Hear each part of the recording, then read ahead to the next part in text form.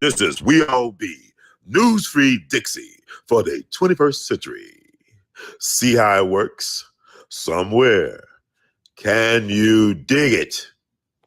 And so just want you to know.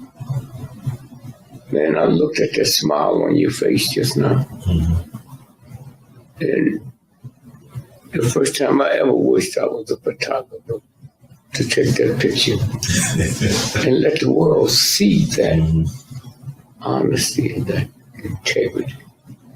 And know some of the things I know, how you drive all over the country to chase us down. Chase us down. Okay? We move so fast. I don't know if you're married. I don't know if you're a family. I don't know if you're a wife. Okay? But when we get on here, we bosom friends. Anytime I see you, I stop whatever I'm doing. Hey, my man, how are you? Hey. Hey, man, what, that's, I owe that to you. It's an obligation that you have. How old are you? Oh, 36. Well, you don't have the right to do what 36 people do. You don't have the right to go to the dance or go to the party. You don't have a right to take that trip to Europe when I might need that plane fare to fly somebody else to feed my people that love me. Mm-hmm. You feed them. Oh, it's one thing being hungry from food. Right. There's another thing being hungry for information. That's right. And that's you the feeder. You got to be the farmer. You got to grow the crop. Huh? You got to till the grain. And at nighttime, when you hear something that sounds like water, you got to go see if the crop's going to be flooded. That's your job, man.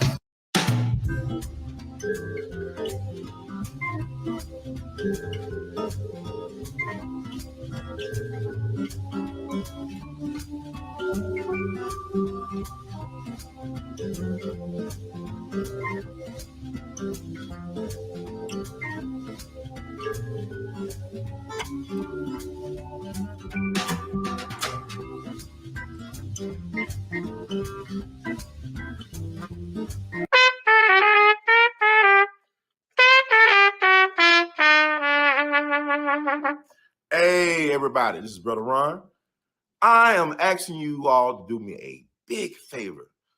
Think about supporting the We All Be movement. Your donation is tax deductible.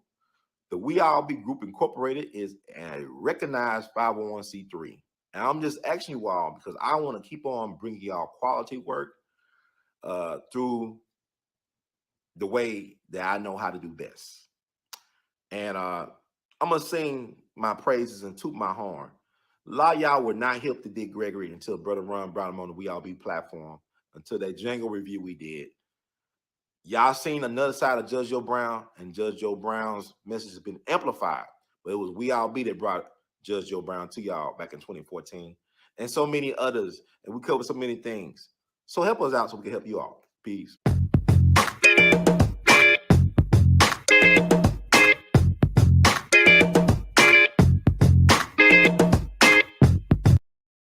Watch cable-free live TV with sports, news, shows, and more. YouTube TV. Terms apply. Cancel anytime.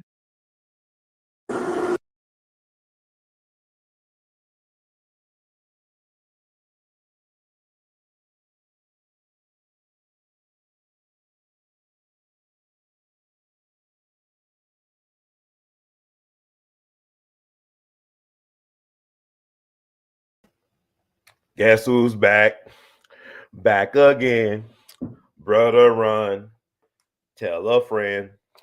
Guess who's back and still black? Guess who's back and still blacky? I'm reddish brown, but I'm still blackity black. Don't come back, Jack. Unless you got my reparations check. This is Brother Run. This is We All Be News-Free Dixie for the 21st century. I actually been trying to go live with you all for the last several days. Had a lot on my mind, a lot going on in the world.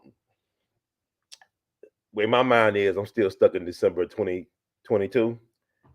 I don't think it's supposed to be February, about to go into March, let alone Super Bowl weekend right now. I still think it's supposed to be December 2022.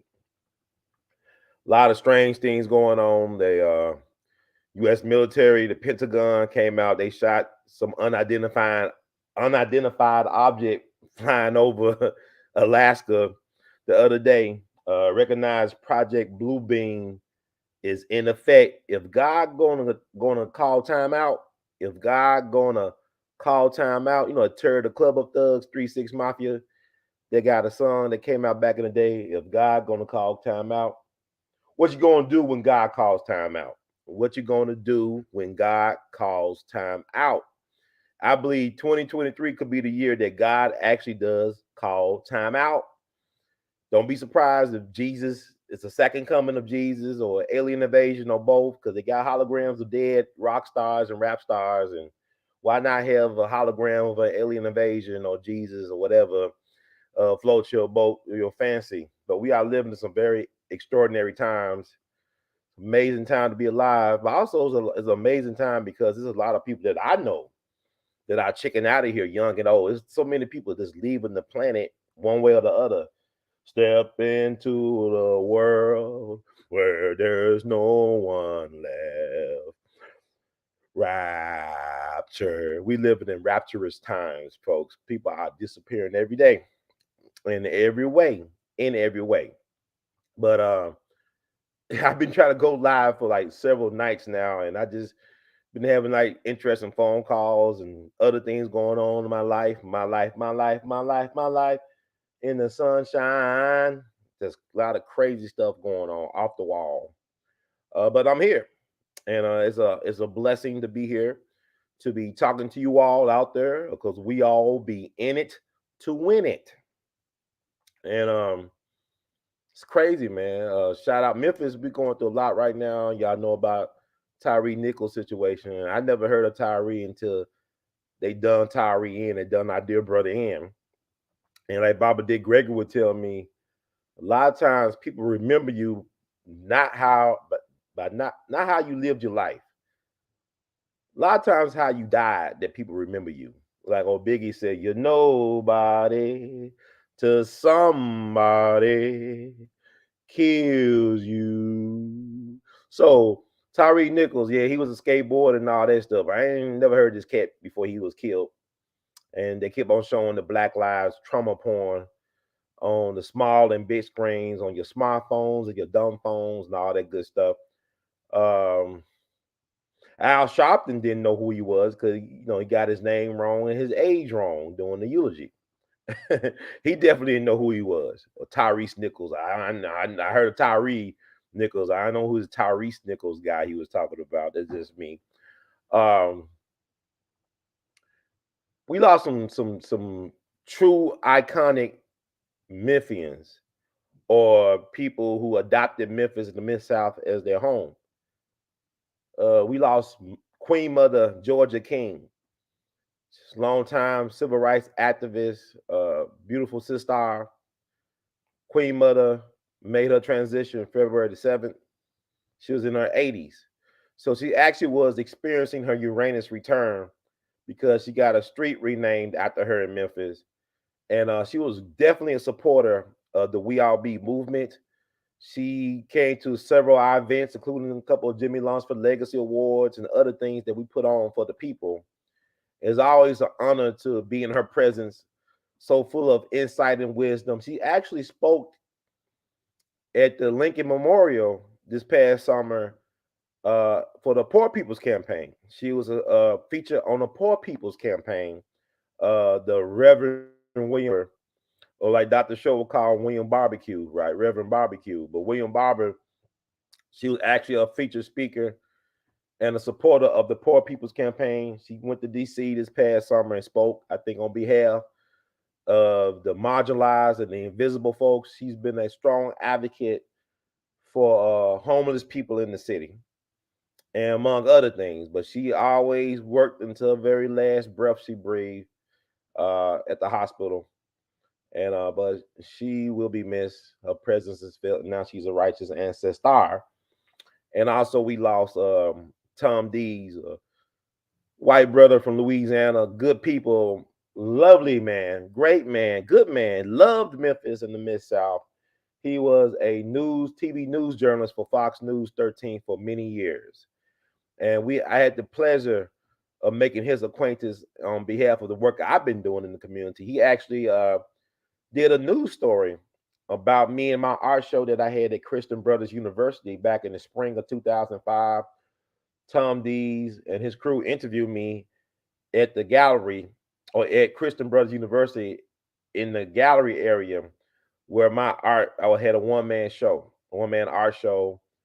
And he interviewed me, let me speak my mind and play my horn the way I wanted to play it. It ran on Fox News 13 that day. People said, "Oh, I saw you on TV, Ron. Congratulations."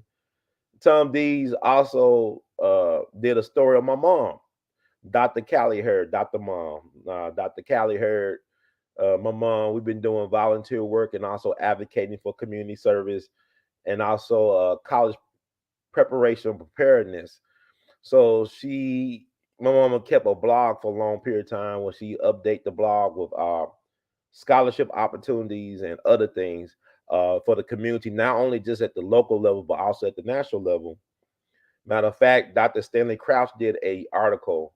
Yeah, Stanley Crouch, the famous jazz critic, and novelist, prolific journalist who passed on to glory back in 2020. He actually interviewed my mom for an article he did for one of the big New York newspapers up there some years back. And then Tom Dees also interviewed my mom as well to talk about her college blog, and things she was doing in the community. So Tom Dees was a good man. He died of a terminal illness. I believe he died of the same illness that his father died of last year. And it's unfortunate. He had to retire recently from the news business, and they had a GoFundMe to raise money for what he was going through as far as treatment. And but he was really an advocate for the underdog. He liked to do a lot of good people interest stories. He really cared about people here in the city and in the greater Mid-South region. So he'll be greatly missed. Sending amplified blessings and condolences to his family as well for the loss, because a community loss, like with Mother King, she was the mother of us all. Beautiful, wonderful spirit.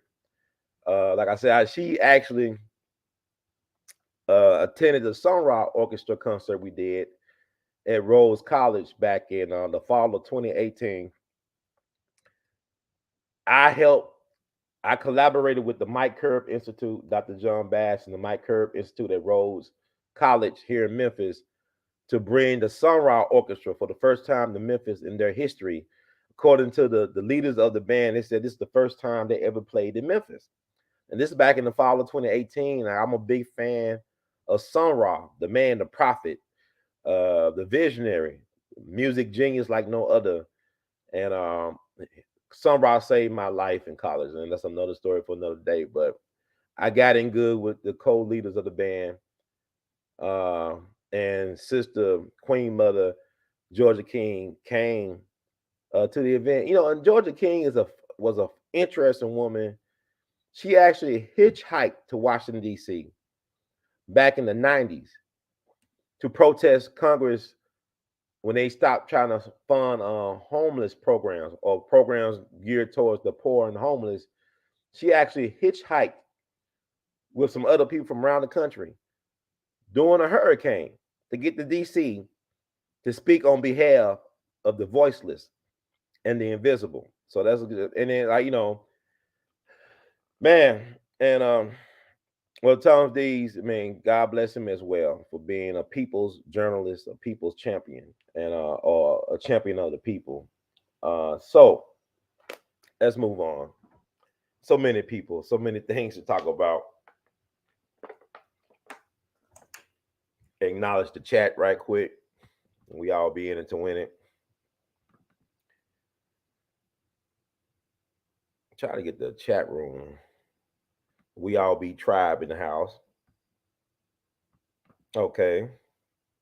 Thank you, Brother George. Peace and honor, Brother Ron from Huntsville, Alabama. Y'all got Little Richard down there. Woo! Tutti frutti. I love, Huntsville, Alabama's a unique place. A lot of great history. A lot of great eating down there. Y'all got some good cooks down there. Like every woman in Alabama should be married the way y'all be cooking down there in Alabama. I love the food.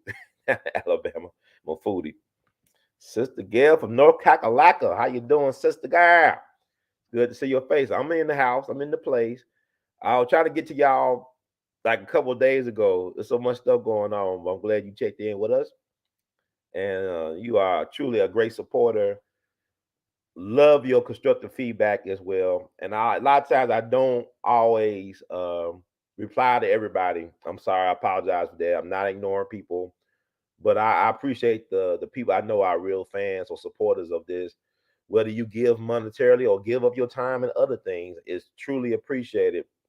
And I got to do a better job of that. You know, it came to my attention that a supporter of this channel, of my work, of my God work, actually sent a care package to me 2 years ago. And my mom, she called me today, said, "Ron, there's somebody that sent you a care package. They made a video of it, and they showed the whole process what they put in the care package. It actually showed them taking the box after they prepared the box to the post office. They showed them paying for the care package to be delivered to me, and that was 2 years ago. I don't know if I ever got that package. If I got that package, I might have put it up somewhere. I don't know, but now I am curious. Try to track that down. But they actually made a video. They never told me about the video. Nobody never sent me a link to the video. But my mom was eating with her church group early today at Perkins, and she just so happened to be on YouTube, and she saw, oh, somebody did a video about Brother Run and We All Be TV. They even had in their videos less than 5 minutes of my plea with my trumpet playing for y'all to invest in We All Be. They had that as part of their presentation. It blew my mind. I said, "Damn, there's people out here that really been rocking with me for a long time." Shout out to Slossing Girl. I got your donation, your gift. It makes me feel weird that it's people out there like you all, like Slossing Girl, that been listening to me for years. Like y'all say, I got y'all through college, and people been sending me things, or my class use your videos as part of their curriculum, their college course. People actually send me links to what their professors been doing with some of the videos I've been putting out there. And I mean, it's weird, that you reaching these type of people. But like, if you look at my YouTube numbers, it's kind of weird. It fluctuates. Last month, I postally lost subscribers rather than gaining subscribers. Y'all tell me y'all don't get notifications and things like that. And it's some things I can't help, but the impact can't be denied. And I appreciate you all for rocking with me, for better or for worse. It's like a marriage, so to speak. And it really blows my mind that people send me care packages and they record themselves sending me these care packages. And I'm trying to figure out, did I ever get that care package? Because sometimes I don't always get everything right away. At the mail office, I'll mail things out during Christmas, and folks don't get those things until a little bit before Valentine's. I had that happen with the mailbox or post office. It's weird. And it won't be surprising that they might be holding on to some of my stuff as well, looking through things. So it don't really surprise me at this point. Yeah, Beyonce is phenomenal. And we're going to talk about Beyonce tonight. That's why I want to do this live. I'm just like trying to build up the anticipation. I'm trying to build it up. But there's a lot to talk about Beyonce. And it's like it's interesting with people. People are weird and strange because, all right, we want to talk about it. Okay. Brother Shaq, what's up, man? Peace, peace, peace, family. Okay. Okay, girl. Okay. My favorite. Okay. What's up? It's all good. Greetings, everybody in the chat room, getting knowledge. Not getting tips, y'all getting knowledge. Everybody in the chat getting knowledge, because we all be in it to win it. I appreciate that, sister. For right or wrong, for better or for worse, I try to give y'all the best of me as much as I can. Oh, Sister Luna, I owe you a phone call. Oh, thank you so much. I'm receiving all the flowers. Thank you. You're far much too kind. Thank you. I appreciate it. Thank y'all for moderating, Sister Luna. We love you madly. Yeah, see, dig. I mean, everybody's short staffed, and I got a theory behind that. I think there's more people actually unalive than they told us about over the last 3 years. I think it's more unalive people, or maybe Elon Musk and them sending folks to Mars to build that new colony they got. There's a lot of stuff going on in the world that we're not paying attention to because people want to talk about football and entertainment and LeBron James and Grammys and all this crap. And no disrespect to anybody who, love that type of stuff, but there's a lot of serious stuff and moves going on that the general populace are not aware. But it is interest with the post office. They are slipping. They're slipping, they're falling, they can't get up. Are they slipping? They're slipping, falling, can't get up. Some stuff.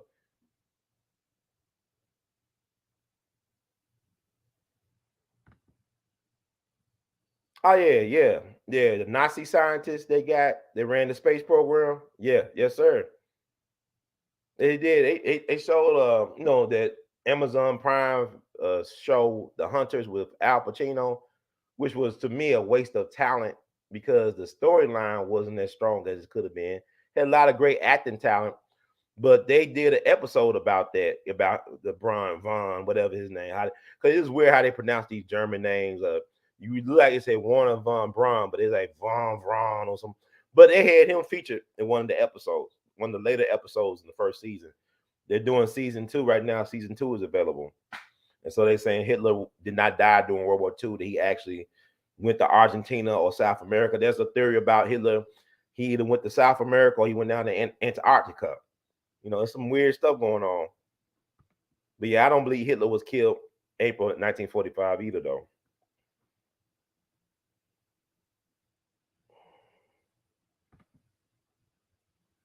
Oh, yeah, man. A lot of black folks work for UPS. You think about black folks in the DMV, Maryland, Prince George's County, and stuff like that. Black folks living good up there, but a lot of them black folks got them nice little cushy 6-figure jobs with the government. That makes a difference. That's that fed money, you know what I'm saying? Keep you fed. Fed money keeps you fed. See how it works. Okay. Let's see. Yeah, that's the nature of the beast. The beast always tripping and instigating. Yeah. Okay, so let's talk about what I want to talk about. This show is about Beyonce. I told people, early in the week, a little bit after Beyonce won her historic 32nd Grammy win. She won 32 Grammys in all, the most awarded music artist in Grammy history. In her story, she's the most awarded music artist in Grammy history. And I started thinking, I said, Beyonce is the Elvis of black people. You know how they had, some people said some silly stuff about a year or two ago about black men being the white people of black people. I said, how did that make sense? How can black men be the white people of black people? Black men are the least respected type of man on the planet in America.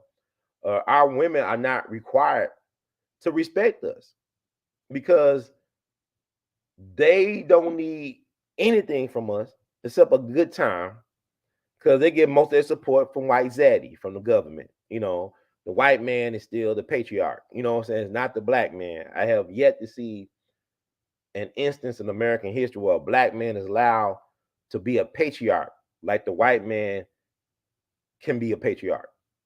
You can't show me any example of a black man being as tyrannical or as controlling to black people. If that was the case, then our black family would never been broken up by this institute called slavery. You look at the things that have been happening for the last 60 plus years, it's all been geared towards the breakup of the black family. That's government policy, unofficial government policy, the engineering of the breakup of the black family.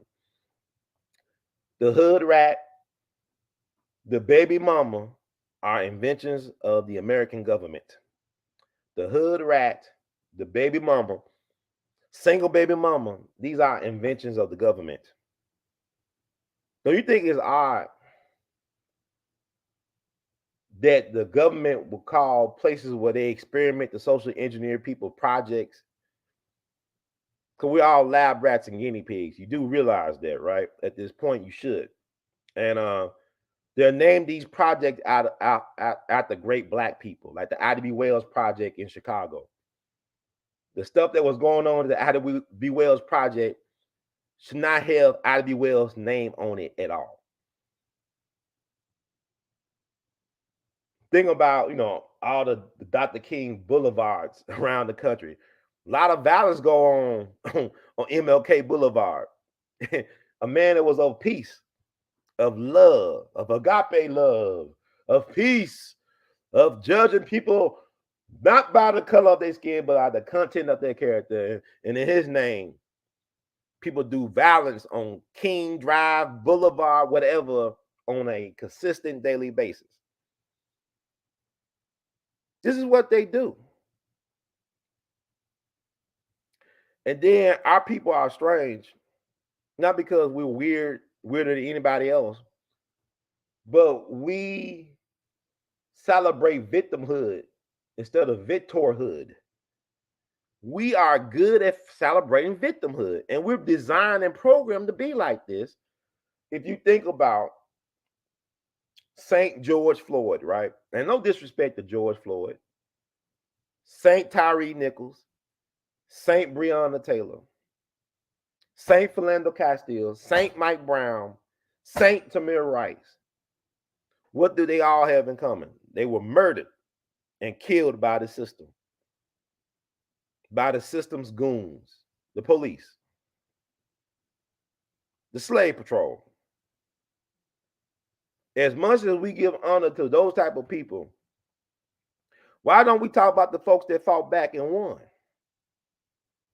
Why there's no streets and schools named after Robert F. Williams or Eddie Noel? These were black men back in the 50s who fought the police state, who fought the Klan state, who fought the religion of white supremacy, lived to old age. These were men who took up arms against the Klan, who took up arms against local law enforcement and beat the system at their own game. But you never hear them talk about these people. Robert F. Williams was a peer and a friend to Dr. Martin Luther King Jr. and Malcolm X. Was a World War II veteran, just like Medgar Wiley Elvis. All three of these men, and like Medgar Elvis, Robert F. Williams was in a chapter of the NAACP. He was the president of the NAACP down in Monroe, North Carolina. And North Carolina was a hotbed, was a capital of Klan activity back in the 50s. His cars and houses used to get shot up so much, the insurance company dropped the insurance on some of his, I guess, on his cars or his house or whatever. That's how the story goes. But Robert F. Williams would get in shootouts with the Klan on a consistent basis. He formed a rifle club with his wife, Sister Mabel Williams. They formed rifle clubs. They taught martial arts and all this stuff. This back in the 50s. And he said in an interview right before he died, this is on YouTube. You go find Robert F. Williams. His birthday is February the 26th. Saint Robert F. Williams, by you, I call him Saint. He said his goal was to make Monroe, North Carolina, Mount Vernon. He wanted Monroe to be the Mount Vernon for black people. Mount Vernon was the place where George Washington, General George Washington, leader of the American Revolution, lived. He wanted where he lived to be the symbol of liberation and independence for black folk in America. He saw himself as George Washington for his people. He wasn't trying to own slaves. He was trying to free the slaves, unlike George Washington. But like he said, they got in the shootouts. They got into the confrontation with the police. He never lost one person that was riding with him. Nobody on his side ever got killed or ever lost their life riding with Robert F. Williams against the system. Robert F. Williams lived to be in his 70s. Rosa Parks did his eulogy after he died back in October 96. That's how much respect he had. Rosa Parks loved and respected Robert F. Williams. Unlike Al Sharpton, she actually knew this man. Al didn't know Tyrese Nichols. Sister Rosa knew men like Robert F. Williams and knew the actual dude because, and this is not about Robert F. Williams tonight, but this brother was amazing. But like he said, they named streets after his friends like Malcolm and Martin, who both died at 39. These were his peers. Megger, 37. They'll name streets and buildings and stuff after them, but they will never issue a mumbling word about Robert F. Williams and what he was able to do because he beat them at their own game. And they don't want to talk about the ones who got away because there were ones that got away because y'all so conditioned to think that if a person, in particular a black man, stand on something and defend his honor and integrity and the honor and the integrity of his family, he got to be marked for death. That's not true. Robert Williams made it to be in his 70s. Stood on his square, but they don't want to talk about Robert Williams, like he said, because he lived to be an old man. His peers died young. They got y'all thinking that Dr. King was against guns. He was not against guns. Dr. King, the reason why he's dead or unalive, because they want to censor me so bad, let me remove it. Be like, where are the Dr. Short videos? Like, why are you not interviewing Dr. Short? Because I got to figure out a way to interview Dr. Short without getting sanctioned by YouTube. They be removing Dr. Short videos I did from several years ago. They give me strikes and warnings and all this stuff. They keep on removing material that I did years ago for whatever reason, because it's their platform, right? So, Dr. Short, he found his way, but it's other things that I do besides interview people. If a lot of you are not aware of, you follow me, I do stuff in the community. I do other things because other things is on my plate that I want to get out there because I'm responsible for me. I got to be a good steward of my mission. My mission is not always to sit down and just listen to other people talk. I'm about that action. That's part of my goal. I'm about the action and the manifesting and the dissemination of information. But Robert F. Williams, they won't talk about him. This man struck a deal with the government after he had to leave the government in fear of his life. They made him a fugitive from the law. The FBI made him one of the top 10 most wanted men in America because all he did was protect the white family doing a race riot down in North Carolina. They claim that he kidnapped these white people. He didn't do. He was saving their lives. But him and his wife and family had to be uprooted from North Carolina and on the run. And it was my cousin, my blood cousin, Revolutionary Julian Mayfield, who would bring guns down to North Carolina from New York. I believe he was dealing with Bumpy Johnson, the Godfather of Harlem. They was bringing guns from New York down to North Carolina to help arm Robert F. Williams. He was the man that drove Robert F. Williams out of the country. He drove them in his car to Canada, and they went to Mexico, whatever, and then they went to Cuba, where Robert F. Williams started Radio Free Dixie. He was trying to encourage enlisted black men to gather arms against their oppressor, right? He went from Cuba to China, was a guest of honor of Chairman Mao, was able to strike a deal with the American government because they wanted intel on China. So he said, if y'all can promise me safe passage home and a fair trial, I'll give you the intel on China. So he struck a deal with the government, with the State Department, right? He was defended in court by the legendary defense lawyer, William Kunstler. He got off, got a job at the University of Michigan. He was hired by the University of Michigan as a professor. He was like one of the world's leading experts on China and stuff like that, right?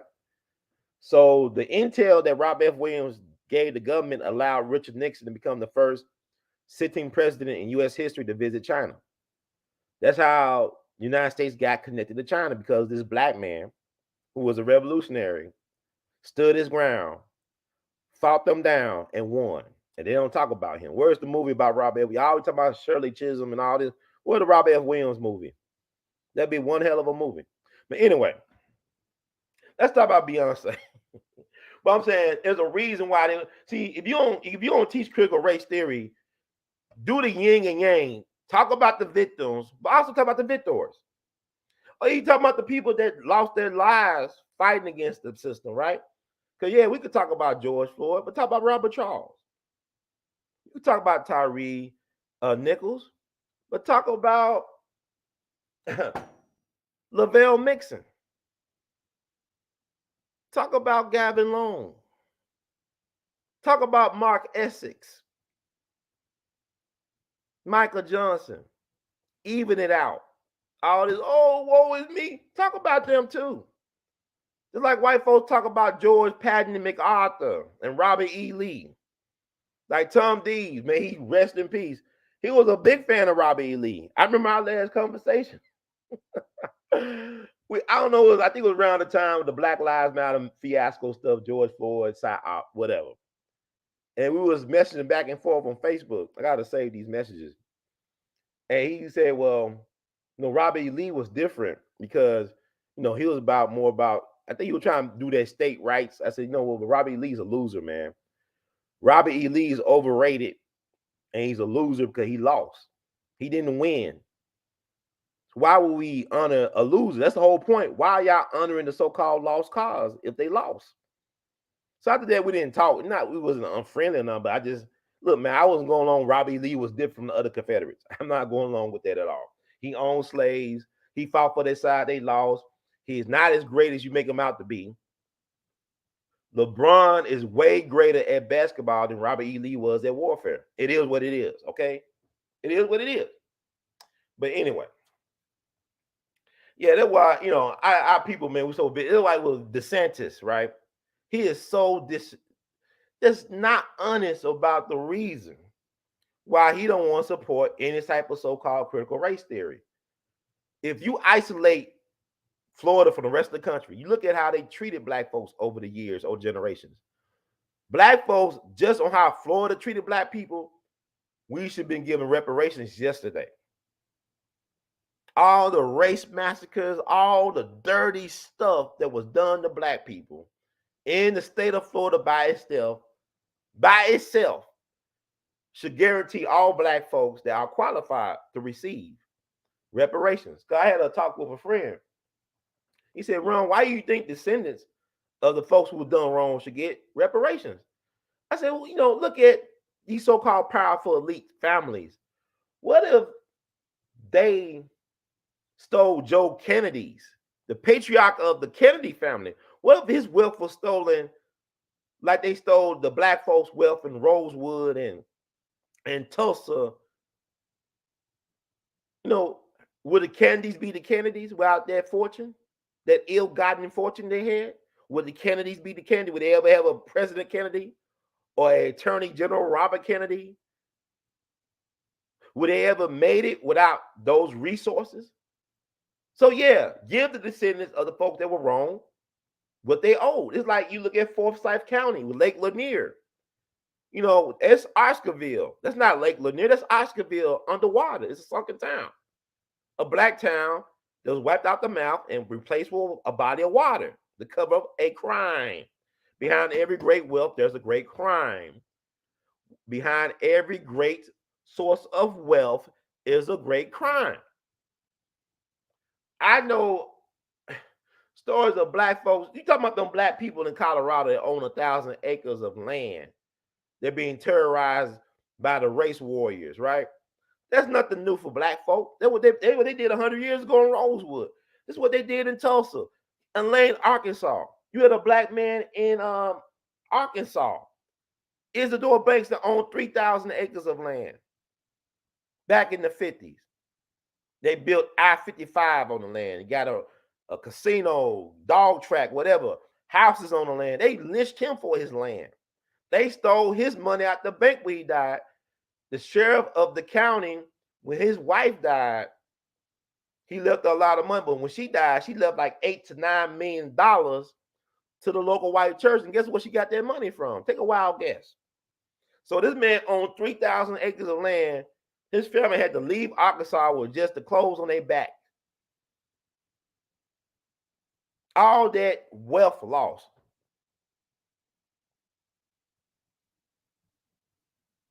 So don't tell me you want to put limitation about how much black folks could get or how they get their reparations.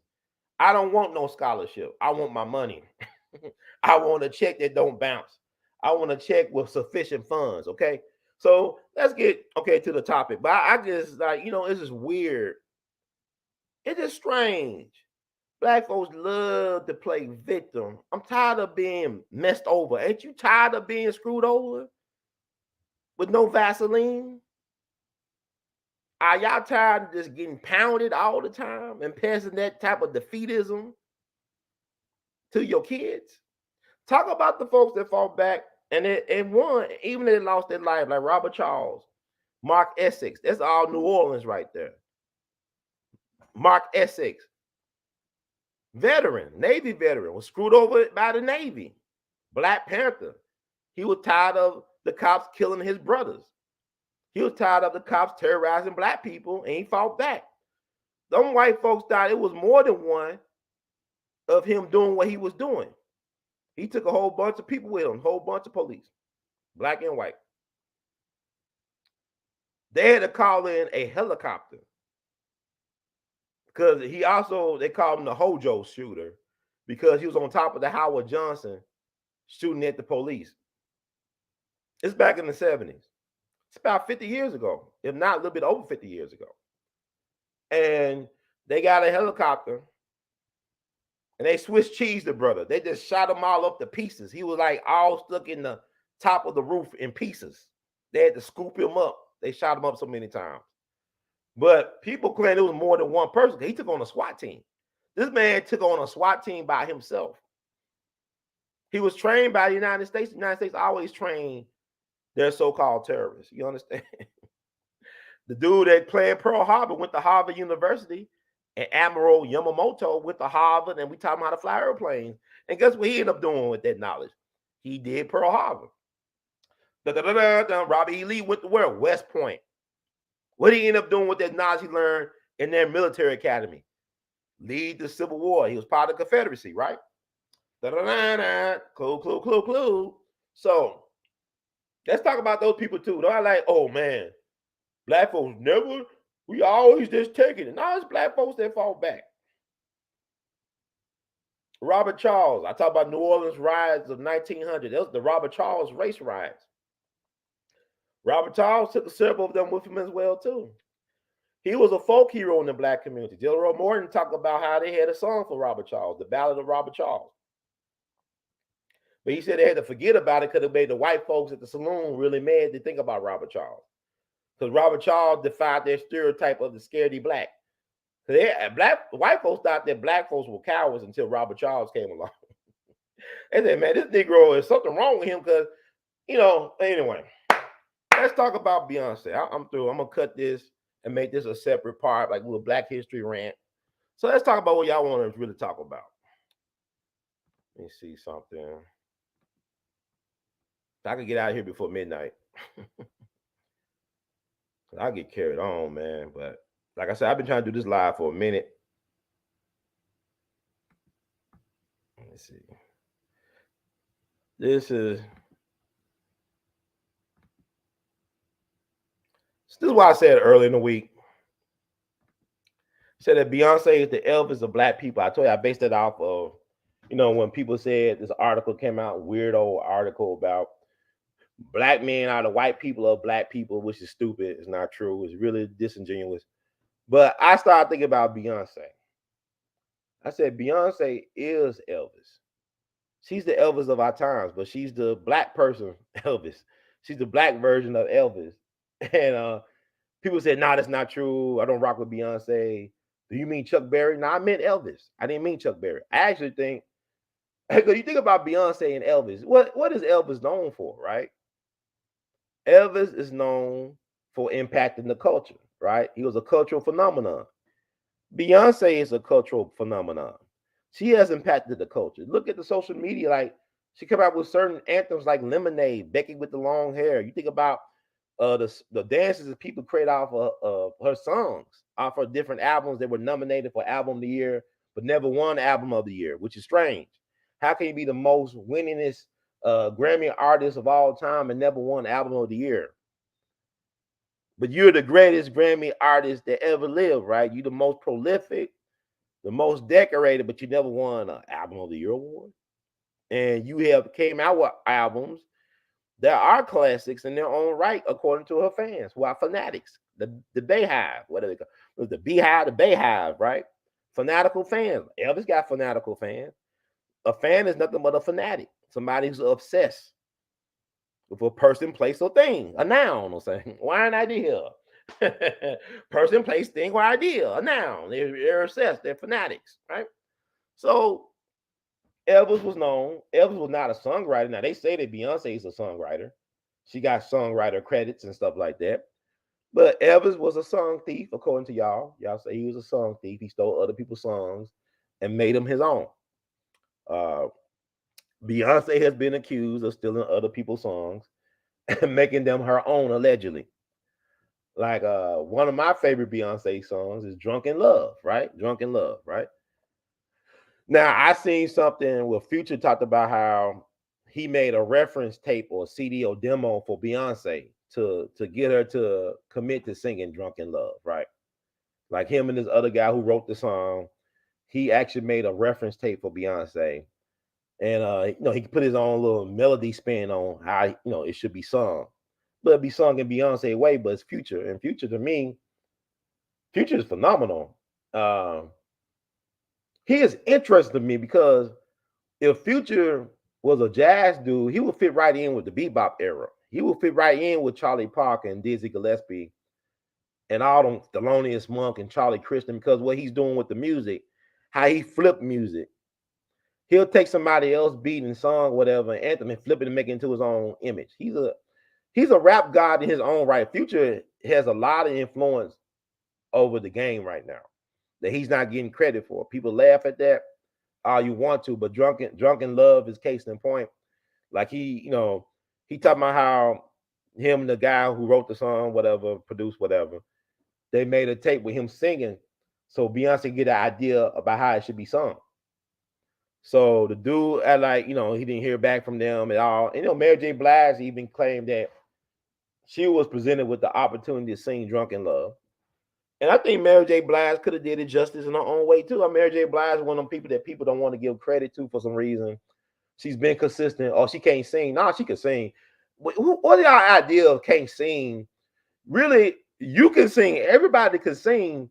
That's the problem. Like, can they sing? Sing? Everybody can't do that. Everybody don't got the operatic range or just people got their own strengths and weaknesses. That's anybody. That's any artist of any genre, any type of profession. Just because you're weak in one area don't mean you can't be great in other areas or even good. So, and that's all subjective, to be honest with you, because music is interesting. It's very subjective. So to say that this is the GOAT or this is that, it's your opinion. If you believe that, then it's gospel. What you believe it becomes gospel. That's why I don't argue with people about their religion, because whatever you believe defies logic. It's not about knowledge. It's about what you think and what you believe. What you believe becomes your reality, becomes your mantra, becomes your religion, becomes your way of life. Not what you know is what you believe. So, yeah, Mary J. Blige said she was presented, but Beyonce got it. They did it. It became a hit. Because Beyonce is one of them people, she's an alchemist. Some of y'all say she a witch. I heard rumors about her being a witch. Okay. I mean, it's all some sorcery going wrong with anything, with sex magic. When you having sex, you manifesting things, connections, other people. So it's all some type of sorcery going on anyway. But I heard this demo reference, whatever he did, whatever y'all call it. I know the industry lingo was a reference track. I liked it. And some people say he don't sound as good as Beyonce. He's a man. He don't supposed to sound like Beyonce. That could have been the anthem for him. That could have been the anthem for the brothers in the club too. And women would have got with that. That's my opinion. You know what I'm saying? Oh, he don't sound like a Future's unique, man. He's a unique talent, man.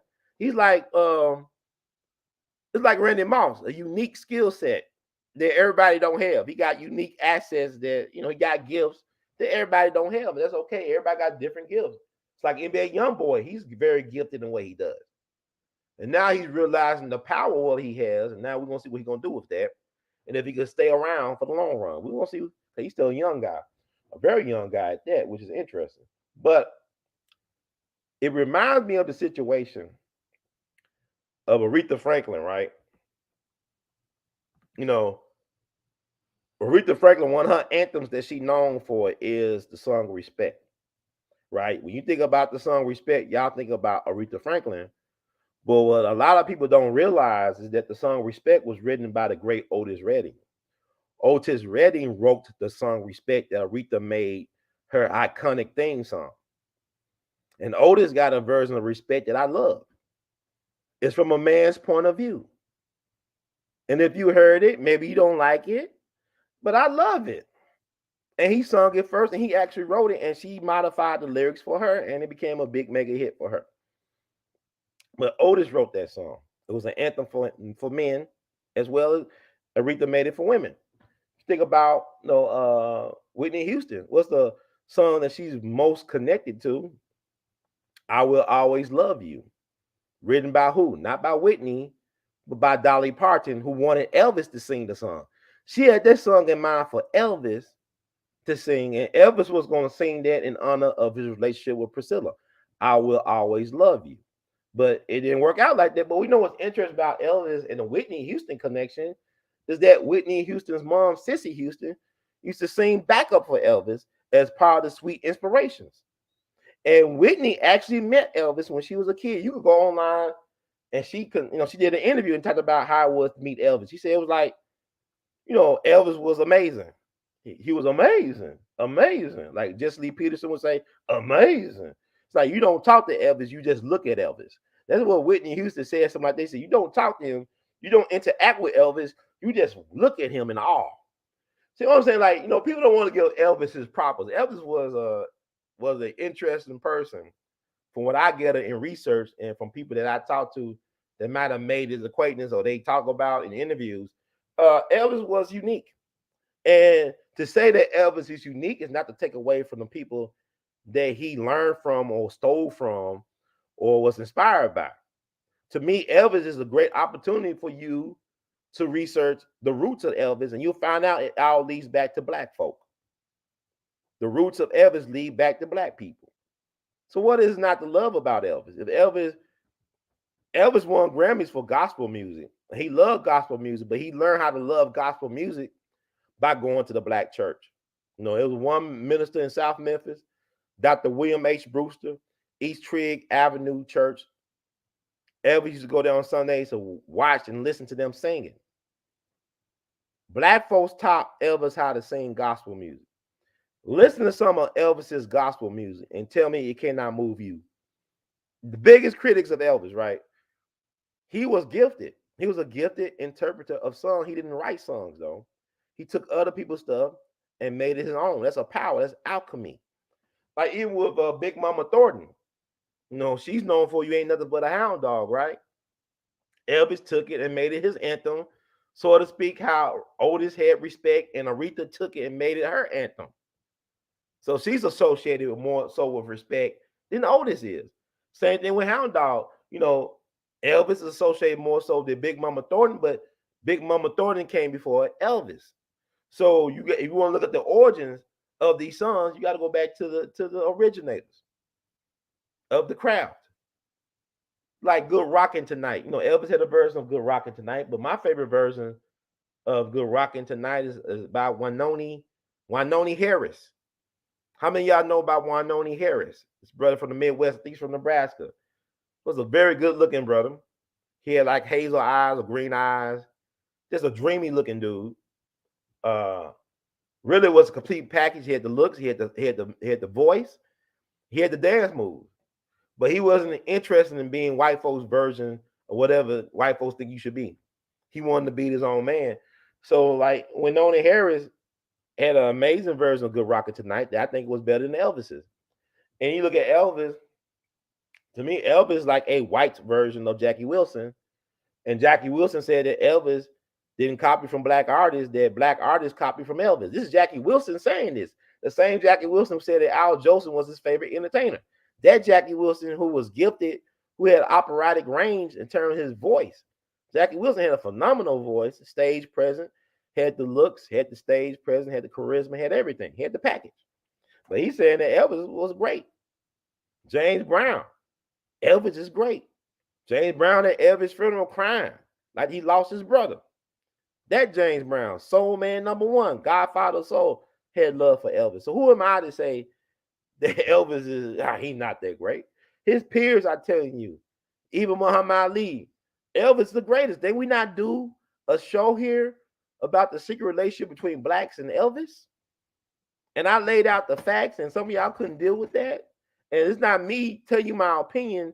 This is me reading quotes from the people who knew or interacted or who were inspired by him. These are very accomplished black musicians and entertainers saying it. Not just James Brown, not just B.B. King, but Eddie Murphy, 50 Cent, even Beyonce, Al Green, Isaac Hayes, even Little Richard had kind words to say about Elvis. So, you know, and Elvis did black women. He gave black women Cadillacs. He had a black cook at Graceland who's buried in Elmwood Cemetery. Sister was his main cook at Graceland. So to me, Beyonce got that. She got that it factor like Elvis had. She got the look. She got the background. They both from the South. They both rooted in the church. And I think that Beyonce should do a gospel album. Because like one of my favorite songs on her last CD was Church Girl. Sometimes I'll replay Church Girl for like an hour. I'll just listen to Church Girl for an hour. And I'm saying, Beyonce, if Ye did an album, a gospel album, if Snoop did a gospel album, if Elvis did gospel music, Al Green did gospel music and does gospel music, why not Beyonce do a gospel album? And watch, it could change the culture. But yes, she pushing the dance music stuff. And she was talking about how it's queer people invented dance music. Now you had gay folks who part of the music scene, always had that. But to say that, it's kind of disingenuous because everybody who invented dance or contributed to disco and dance were not necessarily gay. I don't know anybody really sexual preference, to be honest with you. And what does it does with making great art? You got great gospel singers that were gay. James Cleveland, they say he say he died from that package you couldn't return via UPS or USPS or Amazon. He had that package that nobody wanted to be delivered. That's James Cleveland. He was an amazing gospel singer and contributor. You know, you look at jazz, Billy Strayhorn. They call him Sweet Pea.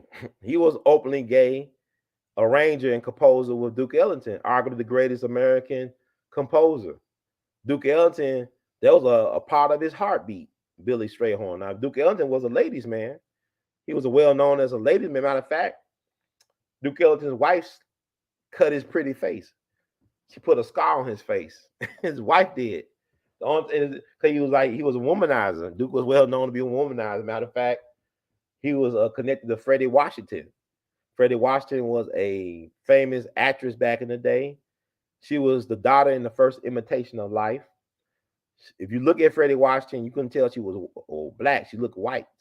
She could have passed for white. Hollywood wanted her to pass for white, but she was too much of a proud race woman that she wanted to say, I'm going to live as a black person. I don't want to pass for white. And really, that cost her a lucrative Hollywood career, but she kept her soul intact. But she was a long-time girlfriend of Duke Ellington. And in a married Duke Ellington's trombonist from, I think, California named Lawrence Brown. I think it was Lawrence Brown that she married eventually in Duke Ellington's band. But Billy Strayhorn was gay. But Duke knew the value of what he did. It was Billy Strayhorn that actually created the song, hurry, hurry, hurry, take the A train. You find it's the quickest way to get to Harlem.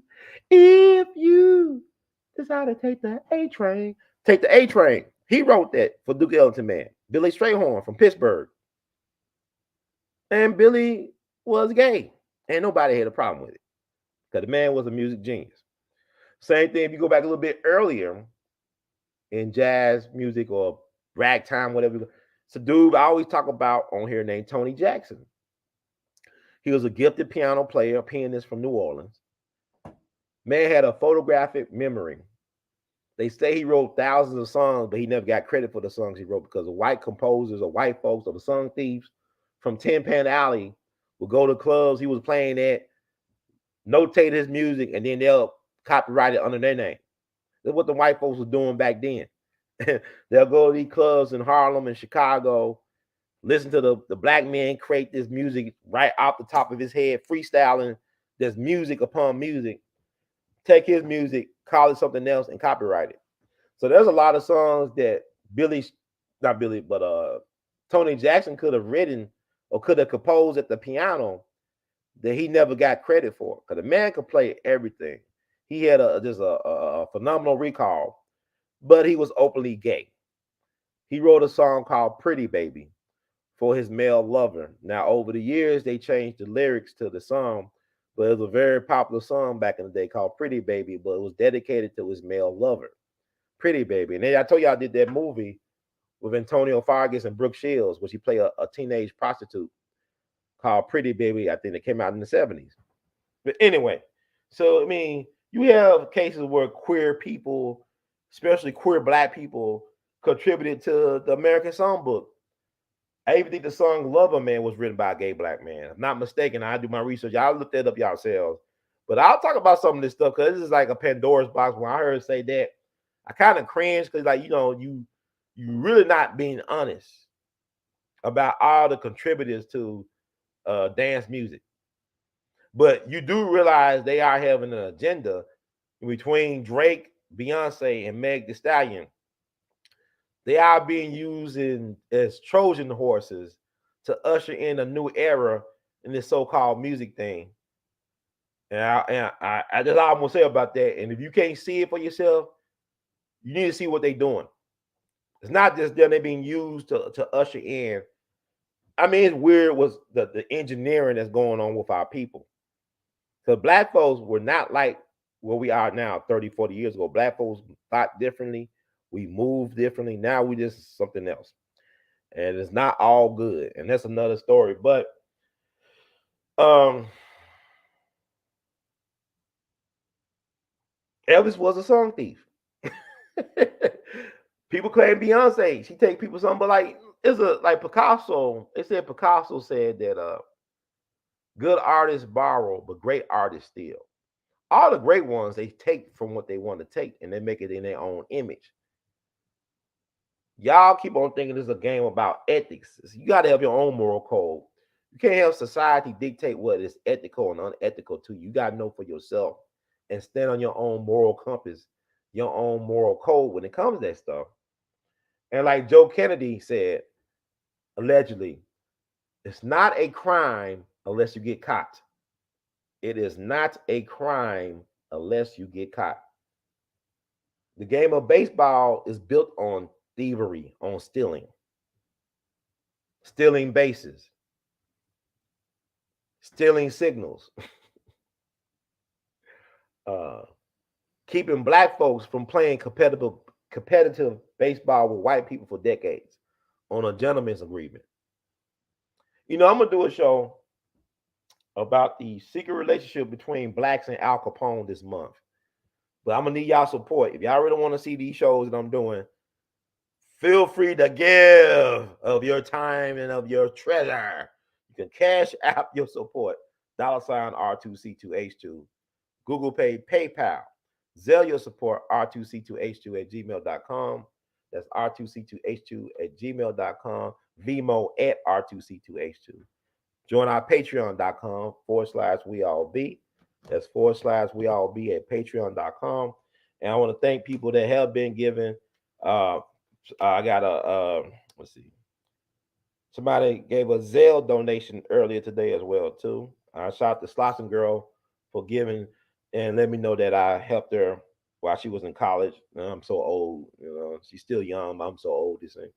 But shout out to Brother Tyrone Johnson for that gift in the Zelle. Because there's bills to be paid, and I want to upgrade the Wi-Fi as well too. So like the upgrade I need to do would cost me $75. a month to do. So, but if I want to do this on a consistent basis and give y'all the best I can give, that's what I'm going to do. Regardless of what YouTube is trying to do, I'm gonna find a way. Where there's a will, there's a way. The roads that grew from concrete. But we're gonna do a show called The Secret Relationship Between Blacks and Al Capone. There's a lot of stuff with Al Capone is interesting, especially as it relates to black people. That a lot of people don't even know. It's stuff that I know, I've been knowing for years, that a lot of other folks don't really know about. I got a fascination like everybody else with gangsters and mafia history. I got a fascination about it, but the relationship between black people and Al Capone has never been talked about in any length to me among our people and our culture that we have. So I want to talk about that before the end of this month. And it's almost the end of this month, almost. We're almost in the middle of the month, you know. I can tell you this though. Y'all know Nick Bosa, the great defensive player for the 49ers?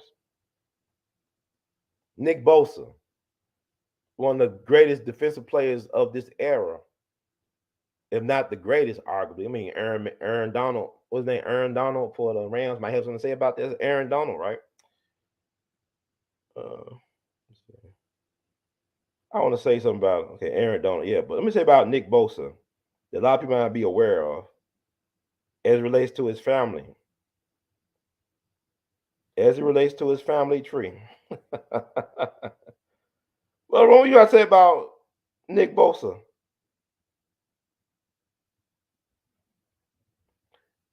His great-grandfather is Tony Accardo, the big toner, Joe Batters, one of Al Capone's most trusted bodyguards. Nick Bosa, who plays for the 49ers, his great-grandfather was one of the most feared mafia bosses in American 20th century history. He was one of the biggest godfathers, American godfathers in 20th century. Out of Chicago, bodyguard for Al Capone, trusted bodyguard for Al Capone, the man behind the throne for Sam Giancana. Sam Giancana, you know, the one that ran Las Vegas, Chicago mobster, all that stuff, friends with Frank Sinatra, and helped the Kennedys win Chicago in the state of Illinois.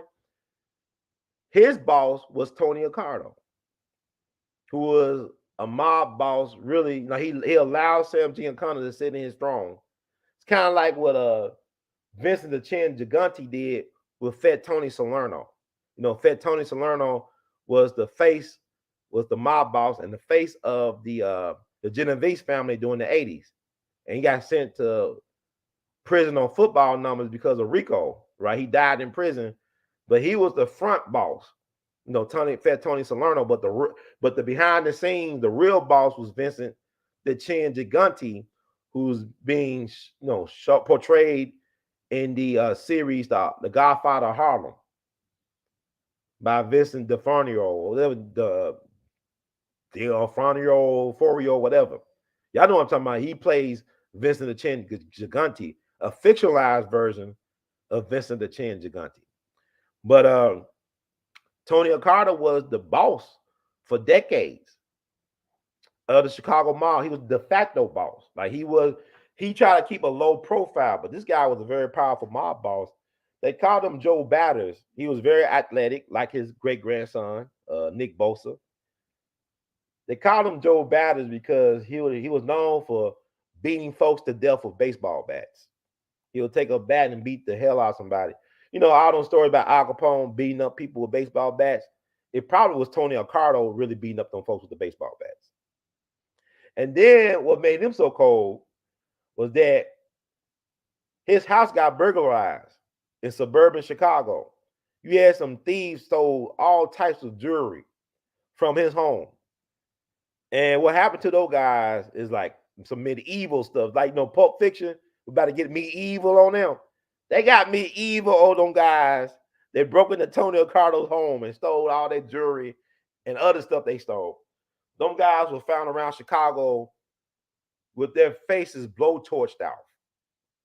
And it was tortured, gruesome. They were found in trunks and stuff, from my understanding. Faces blowtorched off.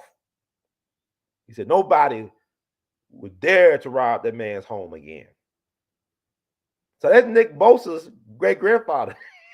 I guess the killer instinct runs in the family.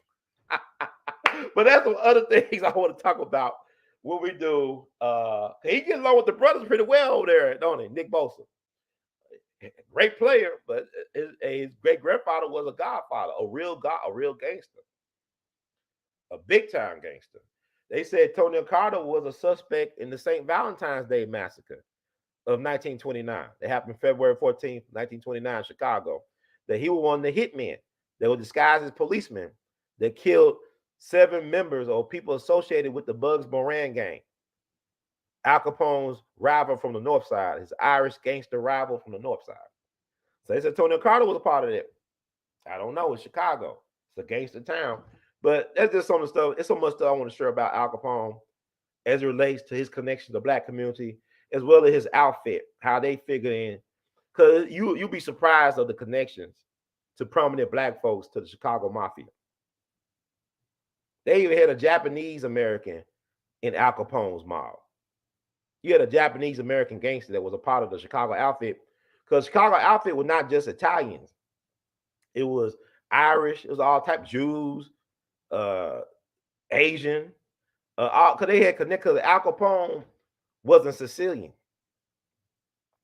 He wasn't like the mafia like that. He was Neapolitan. His folks from Naples. His folks ain't from Sicily. So he wasn't like, kind of like out of 5 families. It was a different operation out in Chicago. But anyway, thank you for the donation. We love you madly. See what this. Brother Daryl Nix always coming through. Thank you so much. Appreciate you too, bro. But there's so much to share. But let's talk about Beyonce some more.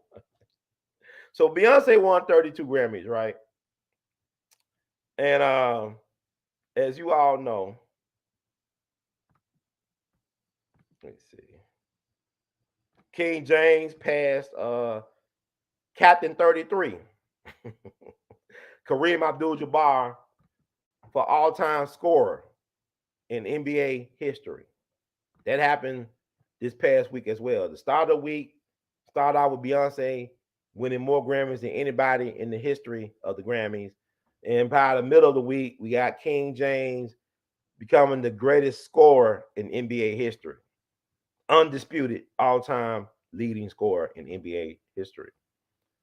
So, what's on the show? So, who had the better week? Who had the better week? Was it King James or was it Queen Bey? Bey, whatever y'all call her, Beyonce. Who had the better? Who's the greater GOAT? Who's the more impressive GOAT? Is it Beyonce for 32 Grammys, or is it King LeBron James becoming the all-time leading scorer in NBA history? Now, I would say this. I'm not the biggest King James fan, but he is a phenomenal specimen. To say that he's not great is disingenuous. I don't care how biased or subjective. He is a great player. He is one of the greatest. To me, the greatest of all time is a weird thing to call anybody or anything to a certain degree, because there are a lot of GOATs. It's not just one GOAT. People think I'd be just one person that cut above the rest. It's not true to me. There's a lot of great players. Some of the folks we think are the greatest of all time, they wasn't always the best in certain things. But LeBron is a unique talent, because not only is the all-time leading scorer in National Basketball Association history, but also he's in the top 5 in assists. So this man's like a half Michael Jordan, half Magic Johnson, a phenomenal, unique hybrid, very specialized. I mean, 250, 60 pounds of muscle, speed, and size. He got it all. LeBron is just an athlete. He's a pure athlete, a freak of nature. This man could have been a phenomenal football player if he wanted to. He did play football in high school, from my understanding. or he could have been a hell of a baseball player. Can you imagine LeBron as a baseball player? And the way he take care of his body, he could play baseball for 30 years and own all the records. Be the greatest hitter of all time, or the greatest pitcher of all time. You want to be like a Babe Ruth on steroids, I believe. So I mean, he is phenomenal, rightfully so. And people want to, well, they didn't have 3-pointers for most of Kareem's career. Well, you think Kareem, maybe he could have shot some 3-pointers with that sky hook he had. But to me, to be honest with you, the greatest basketball player argument to me is really between Kareem Abdul-Jabbar and Wilt Chamberlain. There are things that Wilt Chamberlain done that would never be done again. There are records that would never be passed. I don't think. Maybe somebody can get 100 points in the game. Kobe got 81, and the shooters are getting better and better. You got 3-point line. So I can see a day when somebody can possibly get 100 points, because 81 was impressive by Kobe. Thank you. I won't say your name right. Al17 for the donation. We love you madly. Or AI17, I'm sure. But we love you madly. But Wilt Chamberlain was a freak of nature, man. That man, like, not only he scored a lot of points, he slept with a lot of women, over 20,000 women. They have that type of stamina to sleep with that many women and still play at a high level. And basketball is a team sport. People say, well, he lost against Bill Russell a lot of time. Bill Russell had a great team around him. He had a lot of great teams around him. Wilt was like amazing.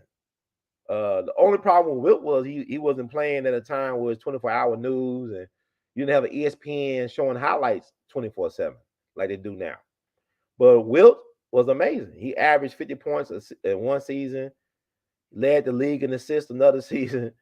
He could have shot better free throws. I know listened to a podcast some years ago. The great Rick Barry, the great scorer, Rick Barry. He talked about how he tried to improve Wilt's shooting at the free throw line. He taught him a technique that would help him hit a better percentage of his shots. And Wilt actually tried the technique and became a better free throw shooter. But from my understanding, the reason why he stopped using that technique is because it looked weird. It looked funny looking for him to shoot like that. He didn't like the form that he had to use to shoot the ball. Even though he became a more efficient free throw shooter, he preferred bricking with style. He preferred style over substance. He rather look good bricking rather than looking weird or dumb, getting his shots accurate, which is interesting. But to me, Kareem is the most winningest basketball player ever. You talk about the great Bill Russell. He got 11 rings in 13 years. And he also won, I think, a championship in the 50s, right? With the San Francisco State. Did Bill Russell win a college basketball championship? But you look at somebody like Lou Alcindor, Kareem Abdul-Jabbar, he won at the high school level real big. Dominant winning at the high school level. Dominant winning in UCLA on the John Wooden. Dominant in the NBA, 6 MVPs. I think 6 regular season MVPs. Is that correct? Won a championship with the Bucks with Oscar Robertson, the Big O. Then won 5 more with the Lakers. Kareem was dominant. And like you could tell it pained him to be passed like he got passed by LeBron. It pained him to see his cherished record being taken by LeBron, but it passed from one leg. It's like almost like Laker tradition. Because Wilt broke the scoring record. He passed another Laker great, Wilt Chamberlain. He outscored Wilt to get possession of the all-time scoring record. And then LeBron surpasses him as a Laker. Now, is LeBron an all-time Laker great? That's debatable. Now, if he wins another championship, I would personally think he's an all-time Laker great.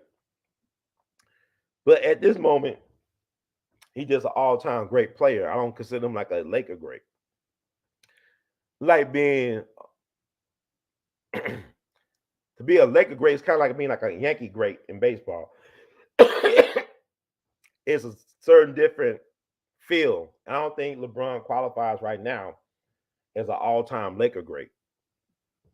He just so happened to be a Laker when he broke the record. But Kareem and Wilt, to me, they Laker greats. Shaq, Magic, Kobe. If LeBron wins one more, then for me, he is a Laker great. And that's subjective. Like, it's not, it doesn't even matter what my opinion is on this matter. But stuff is fascinating. But LeBron, he had so much pressure coming into the league. I mean, they was calling him the chosen one in high school, right? They was hyping him up in high school. And to me, LeBron has more than did his part to living up and beyond. LeBron actually over-delivered. He over-delivered. You think about, Kwame Brown, he called himself a bust, right? He was the first high school basketball player to go number one, to be taken number one in the NBA draft. Now he got a second life as a podcaster, social media influencer, YouTuber, right? And he called himself a bust. Like, he didn't live up to the so-called expectations, but to me, he had a long career. He played over 10 plus years in the league. He made a lot of money, so he's still a success. But in terms of being the chosen one and all that stuff, he didn't live up to the hype of him being the number one overall chosen player. And probably something that had to do with the fact that he played for the Wizards under Michael Jordan. To me, Michael Jordan's kind of like a Dick Gregory. He probably riding the hell out of you and cursing you out and everything, and then he actually had a family. But if you're a young kid under that type of stressful environment, you may not know how to deal adequately. Because you got the GOAT on your neck screaming down on you. You know what I'm saying? It's hard to develop that type of talent. And Michael Jordan was at the end of his career, approaching 40, so he didn't have the patience to deal with, new talent coming in the league and cultivating new talent, because he didn't have time on his side. Time was not on his side. So he had to win now and win fast. So it's like when people say, like, LeBron, all the young folks like that Ball brother and some other people got traded off. It's like the Pelicans and other places, right? Because the Lakers with LeBron, he wanted to win as soon as possible. That's why they got Anthony Davis. Y'all call him Mr. Glass because he can't. I mean, but it's unpredictable, man. Sports is unpredictable, because you could be playing at an elite level at one moment, then the next moment you out of the league. You know what I'm saying? You rehabbing for a year or two. So I mean, I'm not that hard on these athletes, because it's wear and tear on your body. You've been playing little league or pee wee football and all this, AAU, whatever they call it, basketball. You've been playing this, going up and down the court, jumping up and down, all this stuff. It takes a wear and toll on the body. So that would make even LeBron that more impressive, that he's able, like, people joke about the load managing and all that stuff, but his health it is his wealth. He makes his money by making sure his body is right. So LeBron has embraced new age way of taking care of his body, of treating his body, of forms of recovery, of his diet and things like that, to deliver a quality product. And it paid off. His dedication to keeping his tempo a certain way, dedicating himself to making sure his health is right, has paid off in a big way for him in the bank account as well as for his legacy.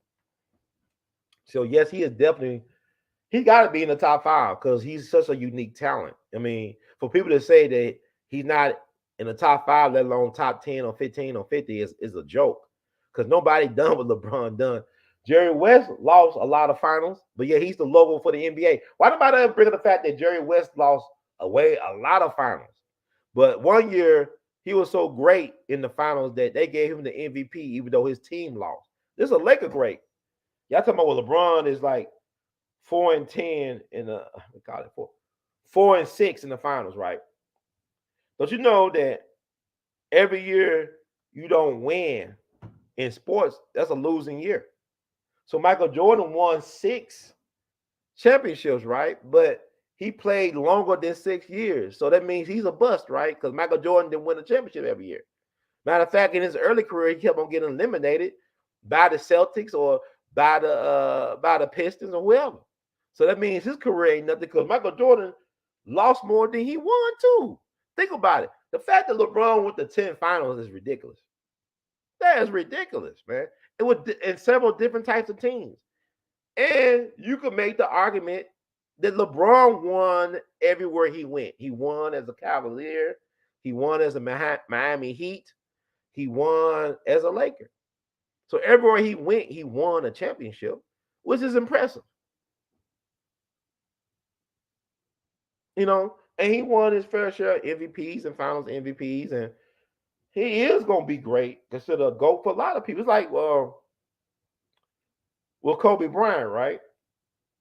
You know, what's his name? Tracy McGrady was real close. I didn't know him and Kobe actually like grew up together and playing out at competitive basketball, excuse me. And he was on Rachel Nichols' ESPN show. I think I want to say the same year that Kobe died, you know, unexpectedly, tragically. But he said Kobe made a deal. He didn't say Kobe made a deal with the devil. He just said Kobe made a deal. He said Kobe said when he was a young man or young boy, not even a man, that he wanted to die young and that he wanted to be bigger than Jordan. Then Michael Jordan, his idol, the person he mimicked and copied his moves and wanted to be like, he tried to talk like Michael, wag the tongue, move like Michael, walk like Michael, all that stuff, right? So if you think about it, he died young, of course, too young, in his early 40s. And he is bigger than Jordan. To this current generation of basketball, if you talk to like Kyrie Irving, maybe a Steph Curry and some other people, who's your favorite player? Who's the greatest player? It's Kobe Bryant. It's Kobe being Bryant. That's their Jordan. It's like Jordan was Kobe's Jordan, and Dr. J was Jordan's Jordan. Michael Jordan's Jordan was Dr. J. You know, Kobe Jordan was Michael Jordan, but the Michael Jordan for the younger players, maybe like a Jason Tatum, maybe I don't know, but I know Kyrie Irving, maybe Steph Curry will be Kobe Bryant.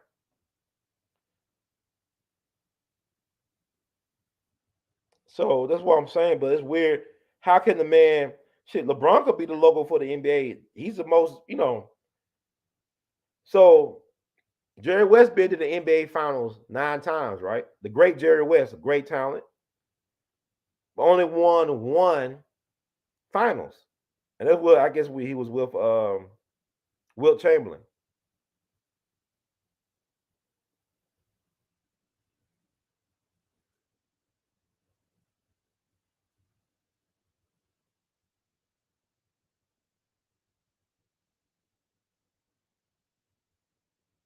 Jerry West could have played more than 14 seasons, but didn't want to sacrifice my standards. 9 times in his 14 seasons, West Lakers made the finals. They lost 8, the first 6 times to the Celtics. He got his only NBA title in the Lakers record-setting 1971-72 season, but championships never defined him. So y'all want to clown on LeBron James, who won 4 out of 10 tries, but Jerry West won 1 out of 9 tries. But yet Jerry West is the logo for the NBA. Y'all say LeBron can't even hold Jordan's jock strap? Ridiculous. Ridiculous. LeBron is a great player. Now, I wish, you know, it's like sometimes he give up on his team and, you know, he stat pad or yeah, he padded stats, all them pad stats, right? Jordan pad stats, you know, everybody did it. Jordan won Defensive Player of the Year, made all defensive team many times, all these scoring titles, yeah. But don't act like LeBron is not a GOAT too. I mean, did he not pull out an Eli Manning when Eli Manning defeated the undefeated Patriots in the Super Bowl and beat Tom Brady twice? He was Peyton Manning's revenge. He was like Michael Corleone for Peyton Manning. Peyton Manning was like Sonny Corleone when it came to the Patriots. But his brother was Michael Corleone. He did his business, Eli. So LeBron defeated the Golden State Warriors.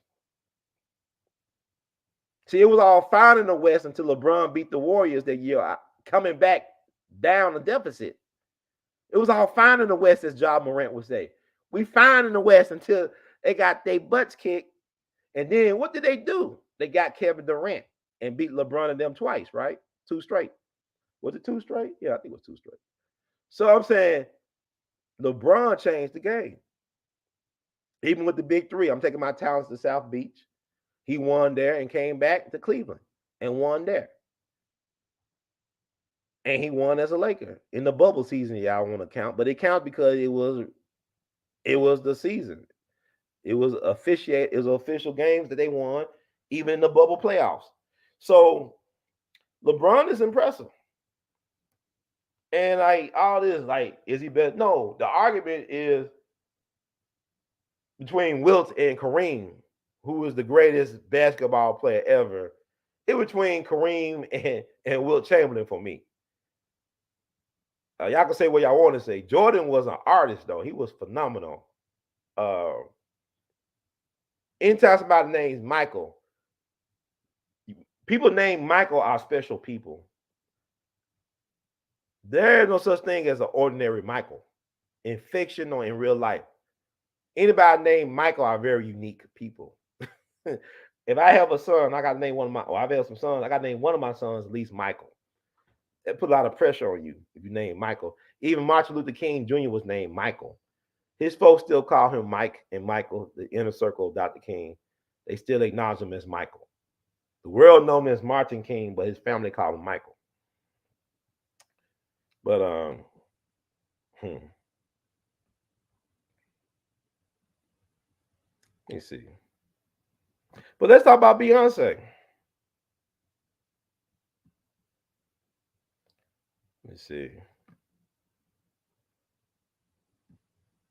Let's talk about Beyonce.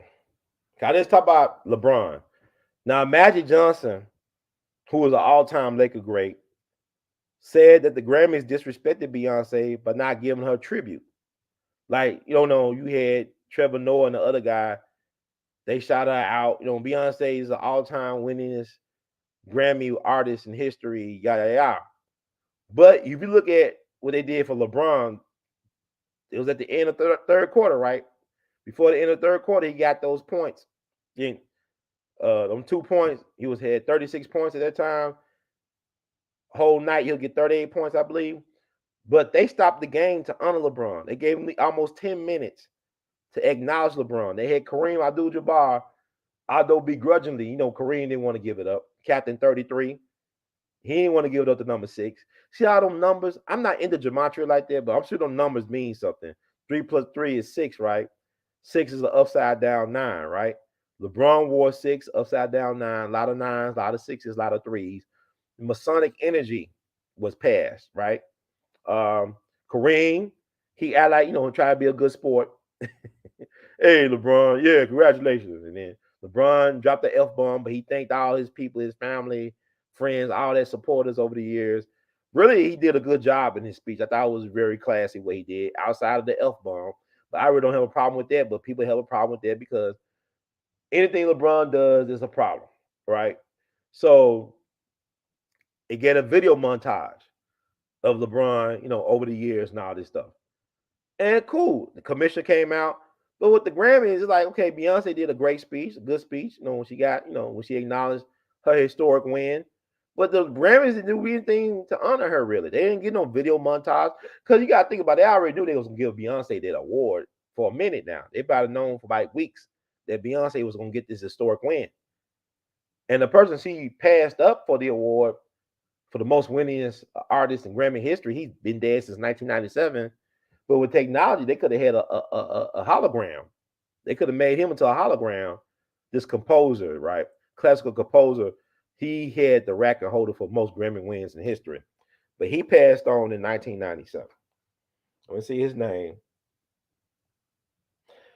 I need to do some more live. There's so many stuff I want to talk about. Like I said, I'll be tired sometimes. I'll be coming home from work. I'll be washing toilet bowls and stuff. I'm gonna talk about that too. I'll be cleaning out restrooms and stuff. I'm not too proud to clean a toilet bowl. I love actually cleaning toilet bowls. I have a love for washing toilet bowls and cleaning restrooms and mopping floors. I didn't know I have. Just gotta start doing it more at home too. Like you kind of like that barber that loves cutting people's hair, but his hair always messed up.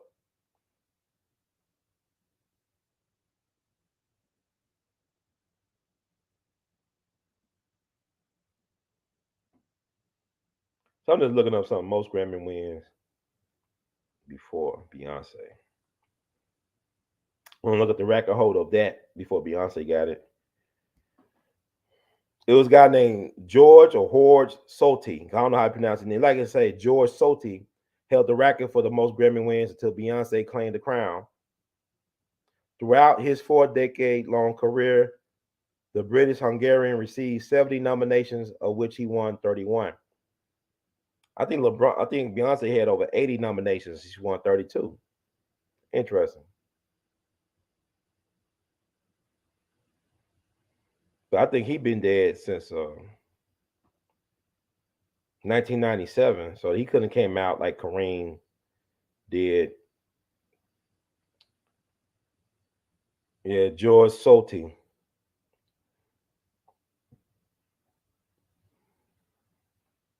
Was a Hungarian British orchestral and operatic conductor known for his appearances with opera companies in Munich, Frankfurt, and London, and as a long-serving music director of the Chicago Symphony Orchestra. Okay. But he had more Grammys than anybody.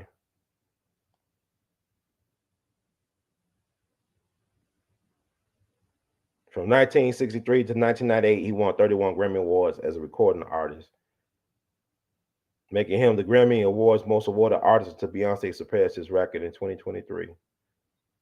And he died September 5th, 1997. He was born October 21st, 1912. Okay. But but they didn't do anything to really acknowledge the moment, which is an insult, really. And Magic Johnson said it was disrespectful. That's Magic Johnson saying that. They were disrespectful for Beyonce not to get the King James treatment, But with Beyonce, it's like Elvis, because guess what? They both had puppet masters, guys great at developing their talents and presenting it before the world. Elvis had Colonel Tom Parker. Beyonce had her dad, Matthew Knowles. It's like they don't want to give black men credit for being great. Black men, when we in our kids' lives, like black men are some of the best fathers on the planet. And it's like this stereotype of black men being derelict of duty. And it's true in a lot of cases. But when you see some great, accomplished black people, men or women, a lot of times their father played a role in that. Whether it be Joe Jackson with the Jackson 5, with Janet, with Michael, whether it be Tiger Woods' daddy, Earl Woods, whether it be King Richard with the Williams sisters, black men played a role in developing their black sons and daughters. Black men are needed in the home. That's why I said this is a genocide to take black men out of the home, out of their children's lives, out of the family, to have black men and black women bickering and fighting against each other. This is all by design. So it's not all on us. We got to recognize the roots of this tree. You can start with the movie Claudine. Let's watch the movie Claudine with the great Diane Curl and the great James Earl Jones. How this black man, this proud black man, holding down a job. Every time the petite white lady, the social worker come around, he hide in the closet. Big grown black man acting like a little boy. Because a petite white woman representing white Zeddy saying that, hey, you can't have a man in the house, all them kids. You don't supposed to have, you had a man help you make them kids, but you don't supposed to have a man help you raise the kids. So this is a product, the baby mama, the hood rat. These are inventions of government policy. Because 60-something years ago, some of the most married group of people were black people. Black men and women were some of the most married people in the country. 60 years ago, we are talking about Jim Crow and segregation. See, Jim Crow and segregation was good for us because it forced us to deal with us. See, we never had unity until they forced us to be unified. See, you got to understand, if black people are the so-called chosen people, the places they used to call the ghetto in Europe were places where all the Jews lived. This was the sections of Europe where all the Jewish people were forced to live among each other. This is how you get the Rothschild dynasty. They were born out the ghettos of Germany. The Rothschild dynasty was started in the ghetto of Germany, in the ghettos of Germany, and they spread around, controlling world governments. They hoodwinked the British government into getting financed by them, where they control the British government to this day. You know that the British wanted to defeat Napoleon, but they end up taking on a more powerful adversary in the Rothschilds. You know, they try to assassinate Andrew Jackson because you're trying to stop the Rothschild banking agents from taking over the American currency, the American banking system. See, yeah, Andrew Jackson was a white supremacist. He was a vicious racist. But also, I respect the fact that he was taking on the banks. Yeah, he did the Trail of Tears, but nobody ever talked about that banking part where he took on the powerful banking interests of Europe to try to protect America. They tried to assassinate him in the White House. You see what they did to Lincoln and to Kennedy, allegedly. So there's a lot to think about. But yeah, but when they forced us to deal with each other, this is when we was our most powerful. Because people don't understand what a role model. Role model is not just the person who do everything quote unquote right. It's the person that also do everything wrong. So like when you growing up as a black kid and you're in a neighborhood where you see black lawyers and black doctors, you see the black teacher, then you see the black drug addict, you see the black prostitute, the black wino. They all teaching you something. They all provide you a viable educational life and the choices that you make. To have all them people in one so-called community together, it helps you get a greater appreciation for the diversity and the breadth of humanity. It's like if you got future police officers growing up in a neighborhood where you got to deal with the so-called elites and also the down and outs, you can have a greater respect and appreciation for those people because you come from those people. They're a reflection of you. So it's my hope that you won't stop them illegally one day and try to stump them out in their face with your steel-toe boots, hitting them so hard in the face that you break your foot. My understanding that one of the cops hit Tyree Nichols in the face so hard with his boot that he broke his foot. There was somebody told me it was some inside information. I don't know if it's true, but it serves you right for doing your brother like that. But this is what people don't understand. Some of the best educational institutions, people talking about HBCUs and they cheating the kids on Ed Reed, got on social media, was whining about it, and rightfully so. You hear about Deion and Jackson State. But here's the thing. Some of the best educational institutions in the country were black schools. You had black schools in St. Louis and Memphis and all over the place, turned out phenomenal students ready to take on the world. Not all black schools were run down and insufficient. And even if they had lack resources, they had heart. You had teachers that loved the people they were teaching, that looked like them, that came from similar backgrounds, instilling in pride and confidence in these kids. I met some of these type of people that came out those environments from back in the day who end up becoming dedicated educators for 40, 50 years. I don't think you could do this, be an educator for 50 years at that level now, because people get burnt out so quick because of the kids. All by design, man. People don't even understand what's going on. And I totally get it. But you got to really do some studying. But there's not a coincidence some of the best of us were connected to HBCUs back in the day. Some of the best, some of our leadership, they got background. You think about black music would not be black music without the contribution of the HBCUs, without the Fisk Jubilee singers or the Marching 100, the Marching 100 at FAMU, or look at the Sonic Sound, the Tennessee State Aristocrats just won a couple of Grammys, I think, this year. Jackson State with the Sonic Sound. I mean, music, American music, the Grammys, they owe a debt to HBCUs. And not only that, you got some of the greatest football players come out of HBCUs. Jerry Rice, Mississippi Valley State, Steve McNair, Alcorn, Walter Payton, Jackson State, got Grambling, you got Ed Too Tall Jones, I think out of Tennessee State. A lot of richness come out of our institutions that we take for granted as a people because we don't educate ourselves about our greatness. But I'm getting all lost in the sauce. Let's get back to Beyonce. Her father, Matthew Knowles, he was an executive making 6 figures a year, gave up his lucrative career to focus on making his daughter one of the biggest music artists in American music history. His wife thought he was crazy. Tina Knowles, Beyonce's beautiful mom, thought that her husband was crazy for giving up his 6 figure job to invest in his daughter's career, their daughter's career, and it paid off big time. But even Matthew Knowles, I remember I saw an interview, I think he did with Willie D some years ago. I want to say he did this interview with Willie D back in 2016. I think it was Willie D.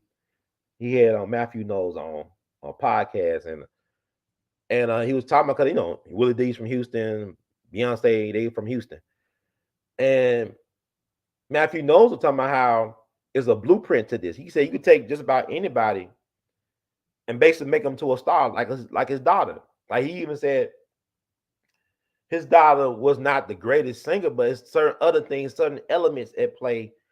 It's about, you put together certain things, you present certain things, and there you are.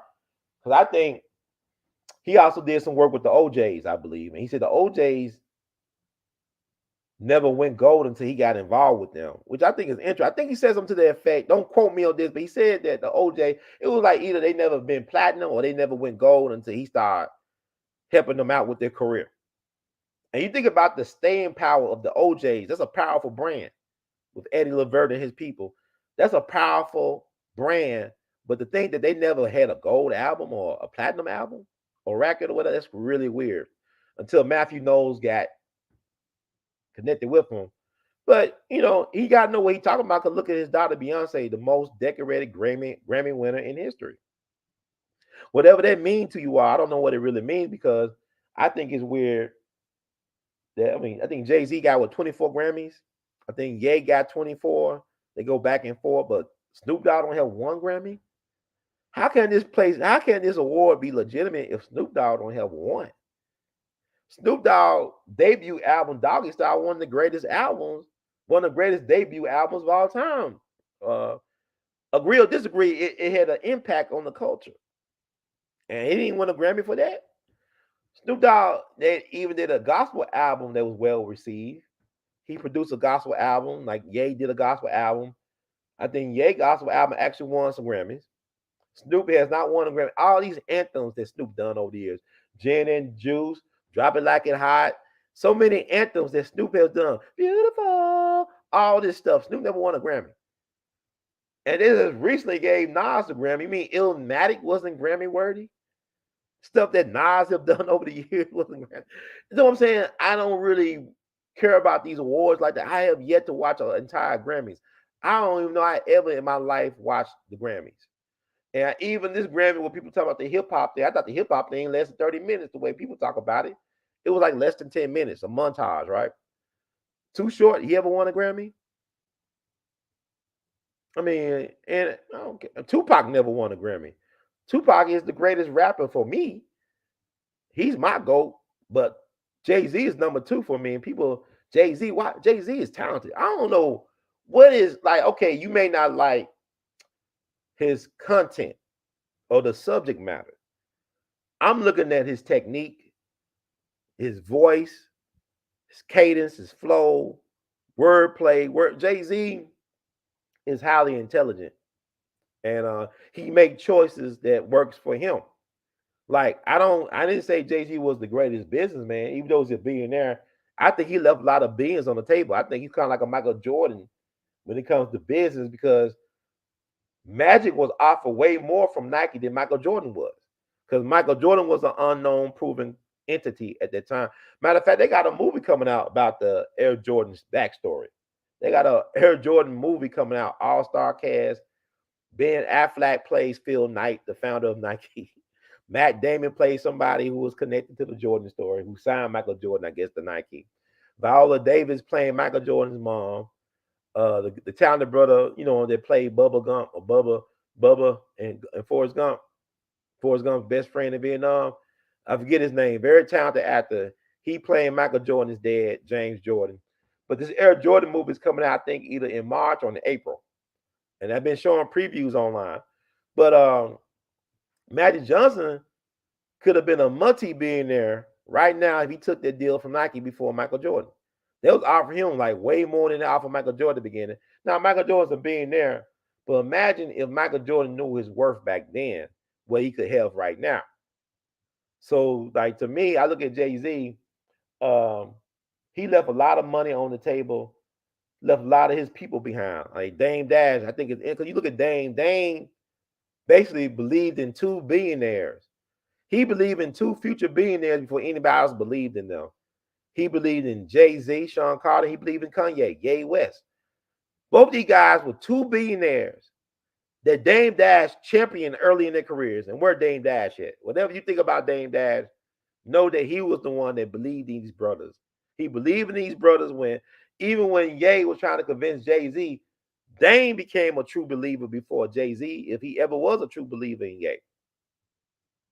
So how can you dismiss a person like Dame Dash? It's like even with, see, I don't like how the media be trying to portray people. I know everybody got their faults and shortcomings, but I don't even know I'm gonna get off the subject, but it's just so much I want to talk about anyway, and I'm gonna get off the subject. But I'm really on the subject.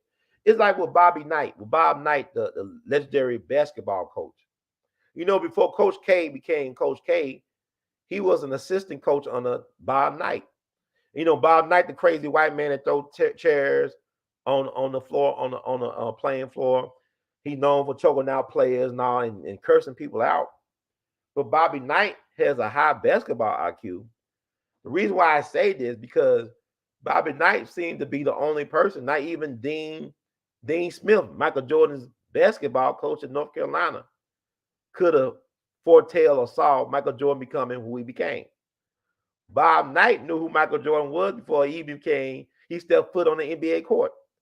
Bob Knight knew that when he was watching in Michael Jordan, that he was the greatest basketball player, in his opinion, that ever lived. That's what Bob Knight was saying. He's like, Michael Jordan's the greatest. He's going to be the greatest basketball player. And Bob Knight was known not to really care for the NBA, but he said, this guy's going to be the greatest basketball player in their history. Bob Knight was the dude that saw Kevin Durant for who he was as a great basketball player. People kept on saying, is Kevin Durant ready for the draft? He's undersized. He can't even lift his weight. I mean, people were worried about will he be strong enough and big enough to play in the NBA. Bob Knight already knew that Kevin Durant was going to be a superstar. So it's amazing how crazy Bob Knight knew who he was watching before they became who they became. He knew that Michael Jordan was going to be who he was. He also knew that Kevin Durant was going to be who he was. That's Bobby Knight, the crazy white man. So you got to be careful about how they frame people when it comes to this media thing. The person that makes the most sense is often labeled crazy, like Ye. Ye makes a lot of sense, but y'all so emotional. Y'all, well, he's sleeping white. He talk black, but he sleep white. Most of them guys talk black and sleep white. Dr. King wanted to marry a German cafeteria worker. Dr. King wanted to marry a white woman that was a cafeteria worker. This man was part of the Black Boule. He wanted to marry somebody beneath his economic station and was white, a German cafeteria worker at his seminary. And she actually was interviewed some years ago, I think, for the History Channel. You could probably find her interview online somewhere. So that's your Dr. King. But even Marcus Garvey, his playmate was a white girl growing up in Jamaica.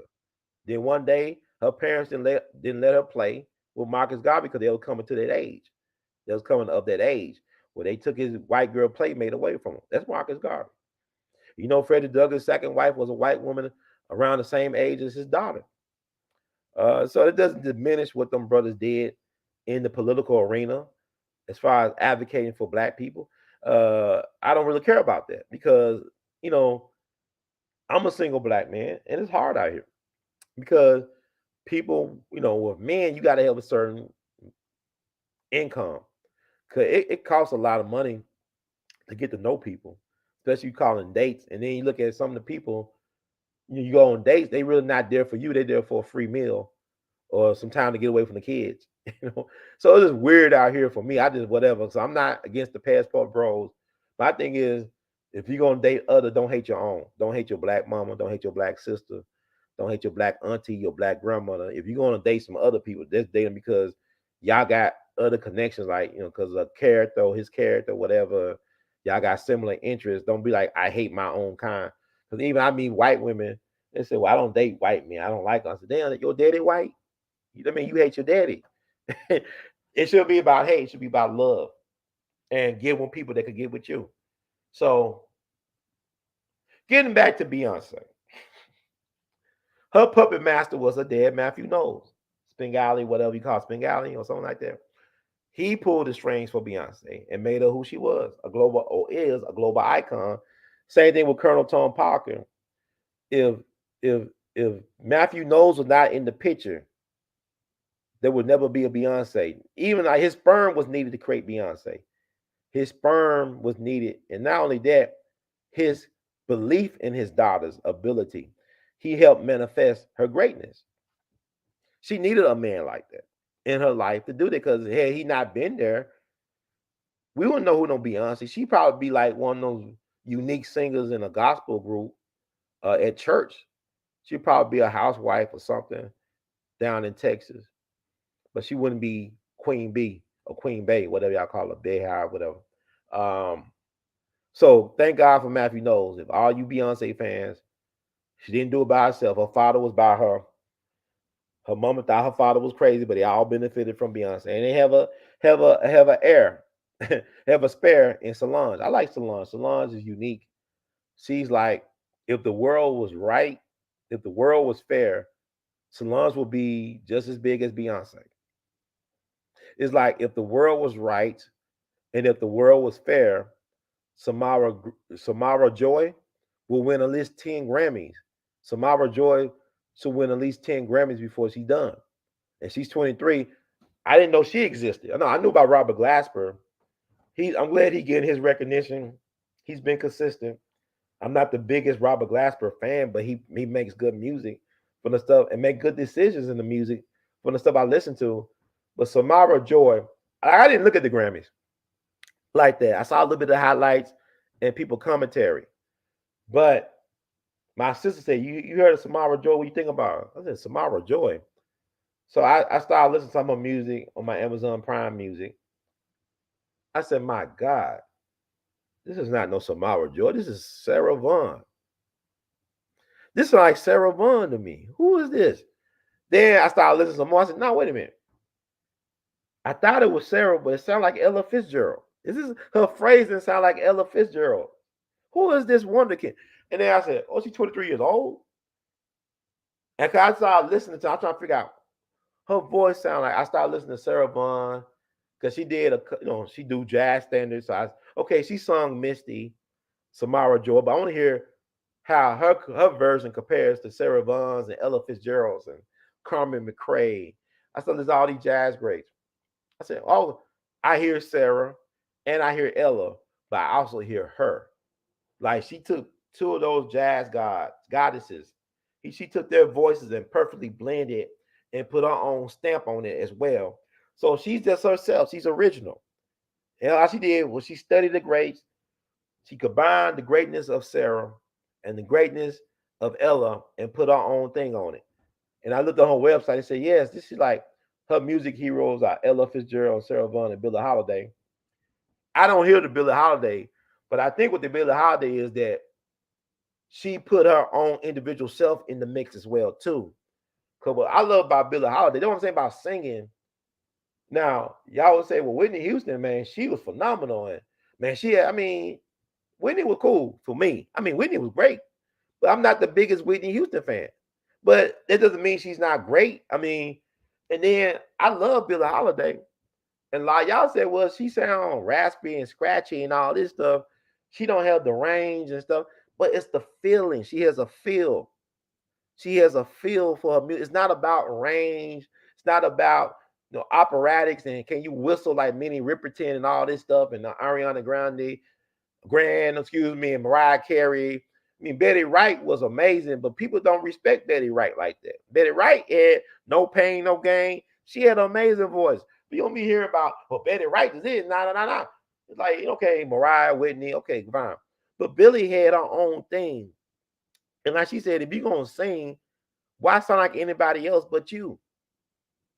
Billie had that thing where Frank Sinatra, his favorite singer was Billie Holiday. because she knew how to interpret a song. Like she was kind of like a Beyonce and all. She was an alchemist. They'll give her the worst songs to perform, and she'll make them into classics.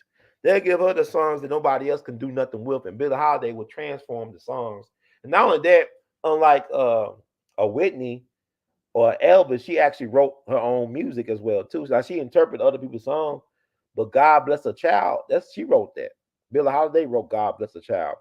She didn't write Strange Fruit, but she made it an anthem, and she became a target because of the government and because of her manager, Joe Glacier, the one who trained the Black Godfather on Netflix, Clarence Avant, who white got killed in that house invasion in Beverly Hills a couple of Decembers ago, whose daughter's married to one of the people that run Netflix. They did that documentary. I never heard this man in my life until several years ago. The Black Godfather, Clarence Avant.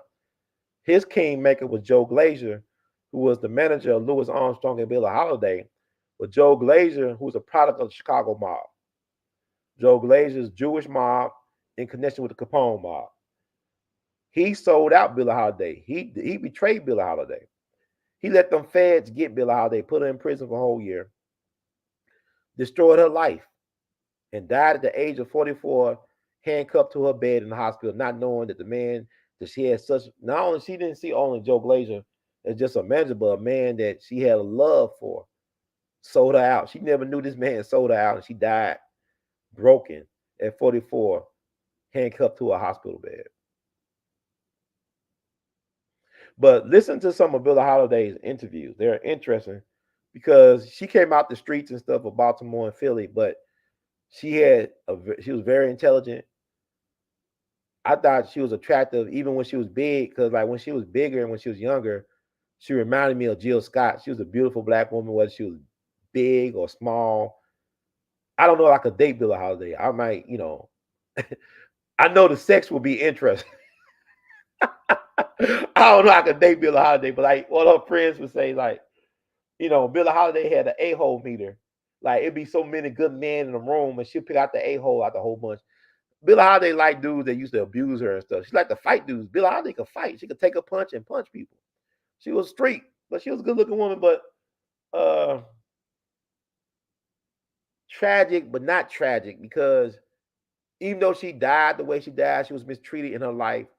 We are still listening to Billie Holiday's music to this day. We still call her name as a righteous ancestor. And like I said, I love Billie Holiday, but Beyonce, God bless Matthew Knowles, because Black fathers matter. So you needed that type of person in her life like that. And so who's more impressive? LeBron. LeBron didn't have a man in his life. His mom was his biggest cheerleader. His mom. And LeBron somehow found the strength to focus in and achieve. And LeBron seems to be like a great family man. He's really close to family. He married a black woman, his high school sweetheart. Got a beautiful family with her. He helped make his friends wealthy and influential and powerful. Was his friend Rich Paul, one of, if not the top sports agent, one of the top sports agents in the whole world. Was he like messing around with Adele? I don't know if he's still with Adele. His name Rich Paul, right? I'm gonna look at Rich Paul or something like that. But LeBron is, I don't know, man. I don't care for his politics, but even if you're not the biggest fan of LeBron, people should root for him. Unlike Anthony Davis, people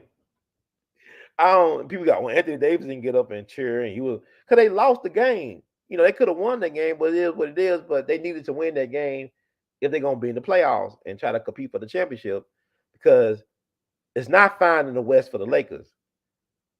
It's not fine in the West for them. So he's like doing everything right. I mean, family man. He might play long enough for his son to be Bronny James to join them in the league, which would be a first time for something like that to happen. Help invest money to starting a school for kids up in Ohio. That's married to his high school sweetheart, a black woman, So I mean, whatever. Good for him.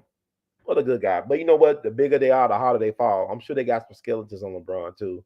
So they'll release them whenever it's convenient for them to release them. But I wish them all the luck and well. And Keep on doing what you're doing, LeBron. Maybe you get that scoring record up to 45,000 points. Because people say, well, they didn't have the 3-point line that much during Kareem's career, but you couldn't imagine too many 7-footers shooting threes. Maybe Wilkes could have shot a couple of threes back in his day, added to that scoring record. But you look at Kevin Durant, he's a freak of nature. Dirk Nowitzki, or Nowitzki, whatever you call him. Interesting players. But Beyonce, very impressive. My thing is weird. How you gonna win that many and not have an album of a year? And I did some comparisons of Beyonce. Sometimes things sound better in my head than they do out in real life. When I think out loud or say them out loud, I don't know. Maybe I could work that up again. But I'm about to wrap it up. But before I get out of here, it's We All Be News Free Dixie for the 21st century. We All Be News Free Dixie for the 21st century. I want to play right quick. Then I'm gonna keep it. I'm gonna get out of here before midnight. I know it's midnight on the East Coast already. But I'm gonna get out of here before it's midnight in Central Time, and I'll be out here before it's midnight. Most definitely out, West Coast. West Coast 2 hours behind us.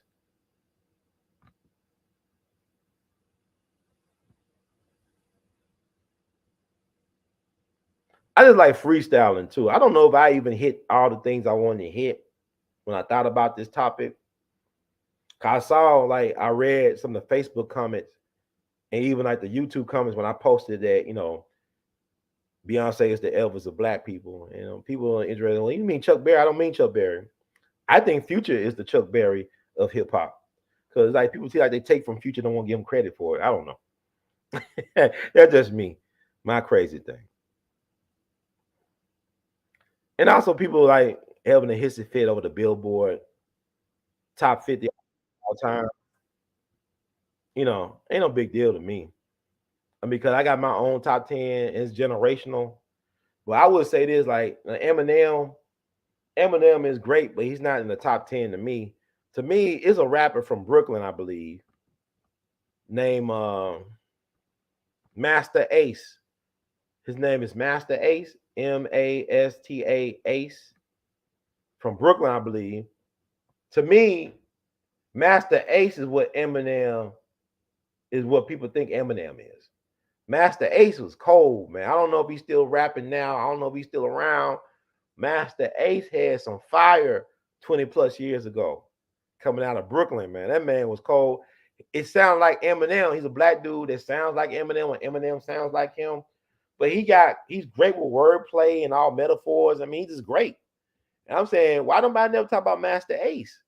Because to me, just try to shoehorn Eminem in my top 10 ain't working for me, because I came up in a different era, so to speak. Eminem came out when I was in college, and by that time I already had my favorite rappers that I love. And my top 10 ain't for everybody. My top 5. Matter of fact, I would say this on my top 10 is more like a top 13, but it's all top 10. Because in my number 3, I got Ice Cube and Kendrick Lamar tied at number 3. My number 6, I got Nas and Rakim. At my number 9, Big Daddy Kane and DMX.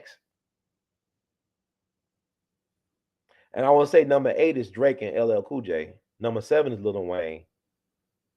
And number 10 is Snoop and Too Short. So maybe I could make my top 15. Maybe I could put them down, but that's how I roll. And to me, I like to say, with my list, I looked at billboards and the Rolling Stone list and all that stuff. I'm going to be more category specific, female soul singers, male soul singers, female pop singers, male pop singers. I don't do all that. I got my favorites, don't get me wrong, but the GOAT thing, greatest of all time, I mean, you the only greatest. This the only person. There's a lot of greats for a lot of good reasons. So I don't think that, Beyonce, is this the greatest voice ever? No. But is it a good, very good voice? Yes. I enjoy her singing, her interpretation, her artistry. But is she in my top 5? No. But is she a top 5 for a lot of people? Yeah.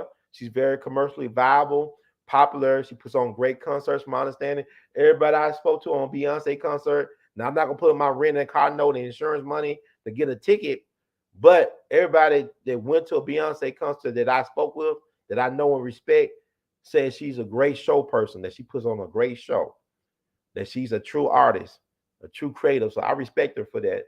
So for people to say, "Oh, she's not talented," it's like, man, come on, that's very disingenuous to say stuff like that. To say LeBron is not great, it's very disingenuous. He is great in what he does. And he's unique. He got a unique skill set the way he does, because they have that type of mixture or combination of size and speed and basketball intelligence. It's great for the game, and it's great for the fans. But I believe Wilt is a generational talent. I mean, Wilt could compete today because he's like better training. Like people are like, he was playing against folks that was not skilled. You had a lot of skilled basketball players in the 60s. Different time, you got different rules, different eras, different way, but I believe it will. It took I mean, man slept with 20,000 women and still had energy to play basketball. But if he could get the same training stuff that Tom Brady did and what LeBron is doing, Will could be playing right now and be highly competitive, especially since a lot of the big guys don't want to play the post no more. He would dominate in the post. Will would be averaging 70 points a game in his prime right now. He averaged 50 back then. He'd probably do 70 now. This is We All Be. News Free Dixie for the 21st century.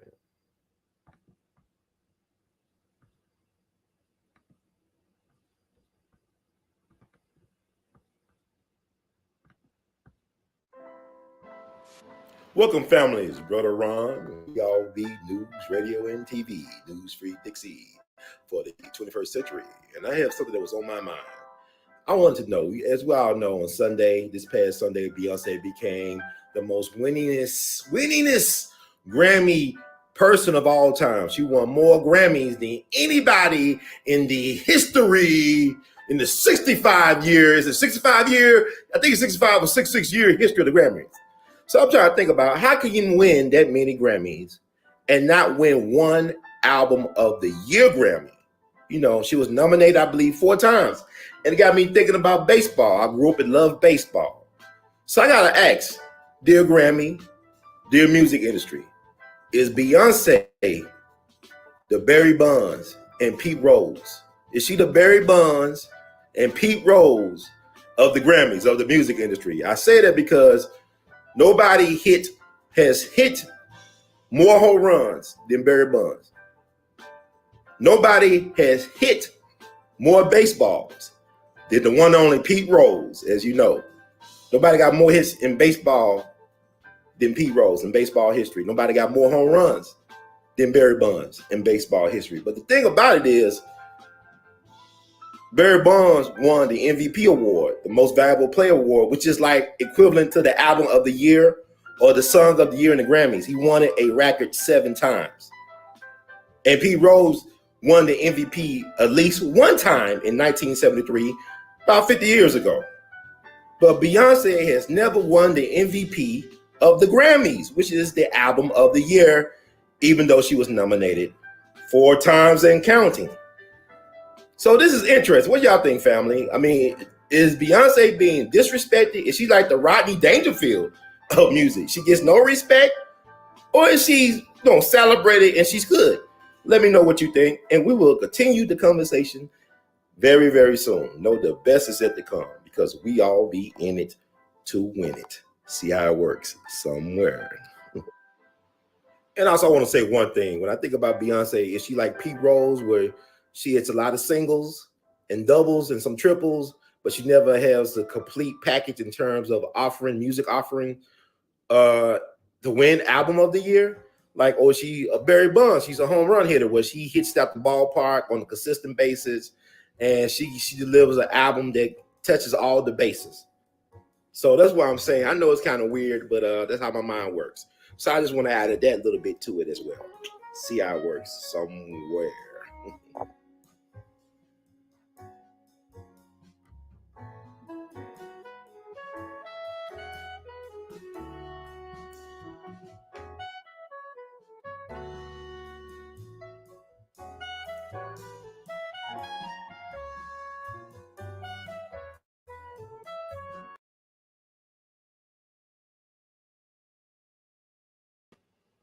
I was going through the chats and looking at y'all comments. So y'all very active in the chats. Always shout out to everybody.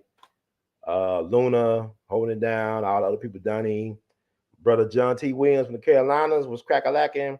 You know, Super Bowl is going to be tomorrow. It's today for some of y'all. But it's interesting to see who's going to win the Super Bowl because, you know, Patrick Mahomes won his second MVP. The amazing, I'm going to say by Jesse Lee Peterson, amazing Patrick Mahomes, my homeboy, as Shannon Sharp would say, won his second MVP. But you know what's been going with the Super Bowl? Because a lot of this stuff is scripted too. It's not just competitive, it's also drama, scripted, acted out. You know how it goes. Like Donald Trump said, the game is rigged. It's rigged. To me, you know, even with Steph Curry, when LeBron and the Miracles, like not Danny and the Miracles, like the dude, Danny, you know, they played down in the Kansas for Larry Brown. They call him Danny and the Miracles. I forgot his name. You know Danny. Y'all know what I'm talking about. Y'all like basketball. But anyway, called LeBron and the Miracles that came back against Golden State. You know, Steph Curry's wife, like she was kind of like a Margaret Mitchell. She was gaslighting, I guess. No, Margaret Mitchell was the wife of the Attorney General under Richard Nixon. They kidnapped her and they probably gave her some type of cancer or whatever to shut her up. But she said, you know, the game is rigged. You know, when they lost and they would lose, it's rigged. And this is the same year that Steph won the first and only unanimous league MVP. I think Steph was the first player to win a unanimous league MVP. I mean, he got all the first place votes, not even Michael Jordan. Think about all the great basketball players that came before Steph. Steph is an all-time great too. He's a GOAT. He's a GOAT of three-point shoot. But think about all the players that came before Steph that never won a unanimous MVP, like Michael Jeffrey Jordan, like Kareem Abdul-Jabbar, like Bill Russell, so many greats, Magic, all these people. So anyway, but she said the game was rigged. And like I look at tomorrow, Sunday, Super Bowl Sunday, wonder, like, you know, are they gonna go along with the narrative that, you know, when you win the MVP, you lose the Super Bowl? Or do they change it up because Great White Hope bread, Great White Hope American all bread, you know, Tom Brady, America's hero, he retired this year and they need a new face for the league, right? So are they gonna get Patrick Mahomes ready for his close-up? And then you gotta look at the fact that Andy Reid got history with the Philadelphia Eagles. Andy Reid is the, I guess, most winningest football coach in Philadelphia Eagles history. And if he wins tomorrow, today, where you at, if he wins the Super Bowl Sunday, I think he become the most winningest coach in Kansas City Chiefs history. So it's like the Andy Bowl. Andy Reid is a great play caller. And what I like about Andy Reid, he's kind of like a patron saint for the black quarterback at that level. Because you look at what he did at Philly for not only just Donovan McNabb, but also Mike Vick in his comeback. Mike Vick had a pretty good season or whatever, playing under Andy Reid in his comeback out of serving his time in prison. And then you look at what he did with Patrick Mahomes. I think he was the one that actually told the organization to draft Mahomes. They wasn't even looking at Patrick Mahomes. But I think Andy saw something in Patrick Mahomes and look at it. 6 years later, it pays off. You know, arguably the greatest football player right now in the league, Patrick Mahomes. Now, it's the first time the two black quarterbacks face off in the Super Bowl. Then we had the two black coaches, Lovie Smith and Tony Dungy, back in the 2000s. Now we got Jalen Hurts and Patrick Mahomes. So it's interesting. Like, to me, how I look at it, the Eagles are the most complete team. If they've been the most complete team in football on both sides of the ball for the whole year. But and like they should win. But I don't bet. I don't gamble. I'm not have the patience to do gematria. I try to do all that. It's too many numbers you gotta figure out. Gotta know too much history. Like I tried to do the gematria the year that Kobe died for the Super Bowl. I said the 49ers was gonna win. And then I didn't do the number work on Patrick Mahomes. If I did the number work on Patrick Mahomes, I would have said the Chiefs would have won. But you just don't know what to make of these numbers. It's like these numbers add up to something, but it doesn't always add up to a conclusion that you could take advantage of unless you really deep into gematria and all that mess. I can't get deep into it like that. But it should be an interesting game. Got Rihanna doing the Super Bowl halftime show. And I know Jay-Z, they gotta do Umbrella. They gotta do this song Umbrella. But are they gonna do Run This Town? Are they gonna have a Ye come in as a hologram? Because I mean, she got some hits. Now Rihanna, another one. She's not the world's greatest singer, but she's an iconic person because she got a certain style about her. I mean, she's a great businesswoman. She's a billionaire. She doesn't need the money. I mean, she's very great at selling her makeup line, her other stuff, her lingerie, whatever she sells. And her Beyonce lost some money. Her Ivy Park, whatever she does, lost money this year, from my understanding. But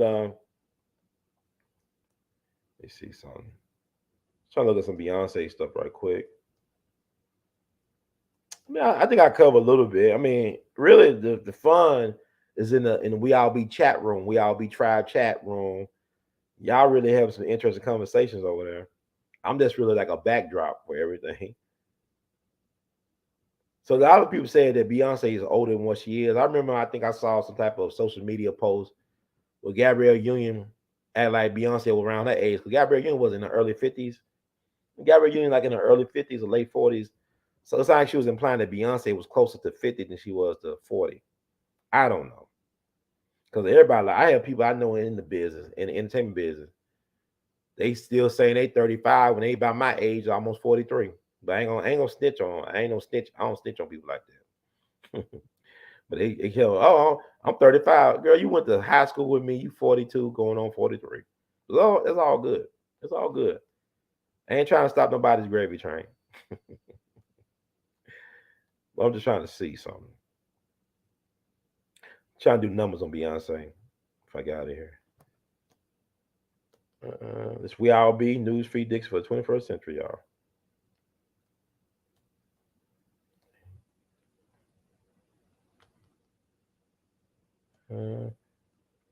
Yeah, boy, y'all got a favorite Beyonce song or anything? Anybody out there got a favorite Beyonce song? Please feel free to share in the chat. Okay, her life path number is 5. I was trying to check out, do the math. Let's see.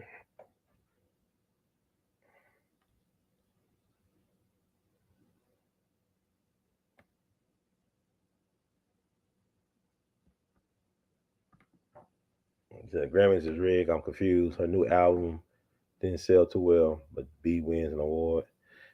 You know, it's a different time. Cause I remember when I was in college when Napster came out and changed everything. The music industry, it's like 10 to 15, 20 years behind what's going on. Like they always trying to find a way to capitalize off of what's going on, but they be too late to the party, be late to the party, but they eventually catch on. And I didn't buy no music. I mean, I stream my music like everybody else mostly. I don't think nobody's really buying music now. And it's weird about how they look at record sales. I think about, I mean, you make these awards, these are industry awards. They're meant to promote the industry. Like it's always controversial when you're doing something subjective, saying, oh, this is the best album, this the best performer, this the best actor, this the best artist. Subjective, and they got their reasons for selecting certain people at certain times. It's fascinating to think about it because like you look at Kobe. Well, people say, well, Kobe can't be the GOAT because he only won one regular season MVP. Really, Kobe probably should have won 3 or 4 MVPs if you look at it from an objective viewpoint. But because he got in that trouble in Colorado about 20 years ago this summer, it's crazy to think about that. It happened 20 years ago this summer, that incident up in Colorado with the white girl. He was the face of the league, then became a villain that made him a heel or whatever. And he embraced that dark side and he still succeeded. Kobe was arguably the best basketball player in the world for at least 3 or 4 years after the dynasty breakup. But because of his legal troubles, I mean, even though he didn't get in trouble anymore, he couldn't be the face of the league. So I believe that cost them at least 2 or 3 more MVPs. So whatever. Yeah, they're rigged. Everything's rigged. But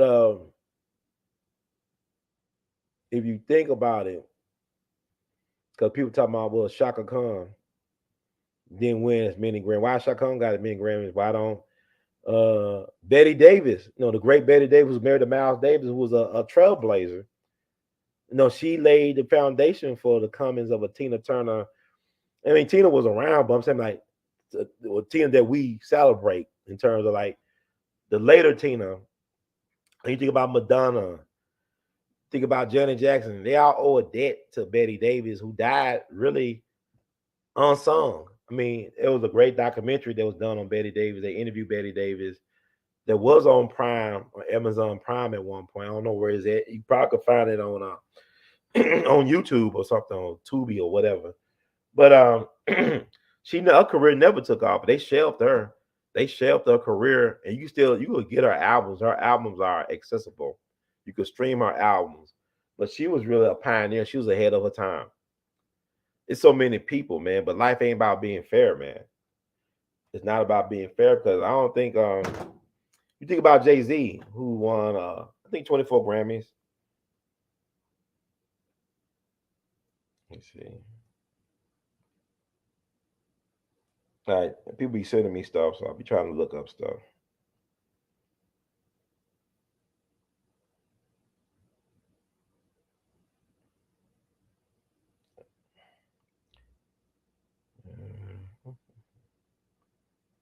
I know, so I mean, okay.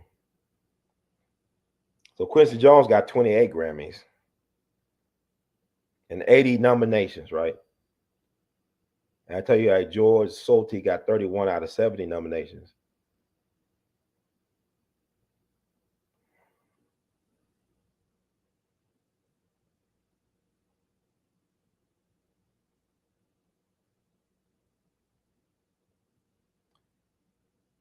And she got 32 out of 88 nominations, right? That's Beyonce. Quincy got 28 out of 80 nominations. You got Alison Krauss, she got 27 Grammys. She a bluegrass singer, violinist. Oh, Chick Corea got 27 Grammys. Okay.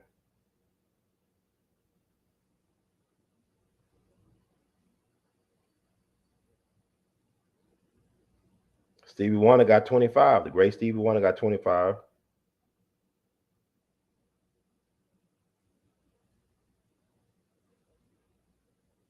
You know about Stevie Wonder? It said Stevie Wonder and Frank Sinatra are the only two artists to win Album of the Year 3 times. Stevie Wonder won 3 Album of the Years for the Grammy. He got 25 Grammys. Won 3. And right, Stevie Wonder has some classic albums. And Stevie, you can't argue with that. So even Stevie Wonder won not only 1 Album of the Year Grammy, but 3 of them, along with Frank Sinatra, the only 2 singers. And Jigga got 24. And both him and Beyonce got 88 Grammy nominations. So Jay-Z got 24 out of 88. Beyonce got 32 out of 88. That's a really interesting, powerful couple. They put a lot of pressure on their kids. You know, something about these greats. You know, you got 2 greats like that in your family. Your mom is a great artist. Your dad's a great artist, very influential, impactful artist. And you the kids of these people. I don't know if I want to get in the same business. Could it be a family business? I don't know.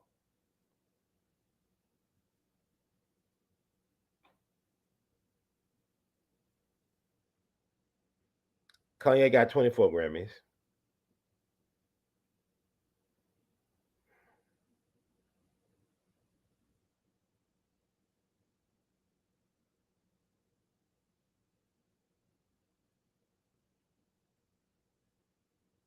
I don't think Grammy gonna.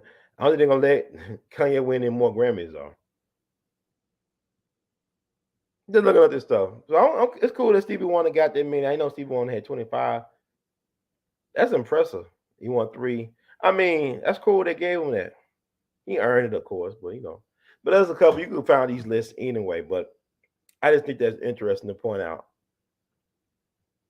It does remind me like of a Barry Bonds or Pete Rose, like with special Barry Bonds, they put an asterisk by his record of the home runs, and they basically blackballed Barry, shortened his career He had like at least 2 or 3 more years. He could, Barry Bonds and Tom Brady, they both went to the same high school out in Cali. They both alums of the same high school, but they allowed Brady to play the 45.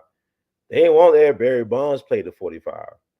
And you know what poetic justice is that home run record that Barry Bonds got, asterisk or not, won't be broken for a while. That record gonna be around for a while. I don't see any players coming close in my lifetime. Even I don't see nobody breaking that record for any time soon. Because Barry Bonds was a special player. I believe he's the greatest baseball player to me. In my mind, it's him and Babe Ruth. Babe Ruth was like a LeBron. He was just gifted, even though he was not playing against all the best competition. But Babe Ruth said the greatest baseball player was a black man.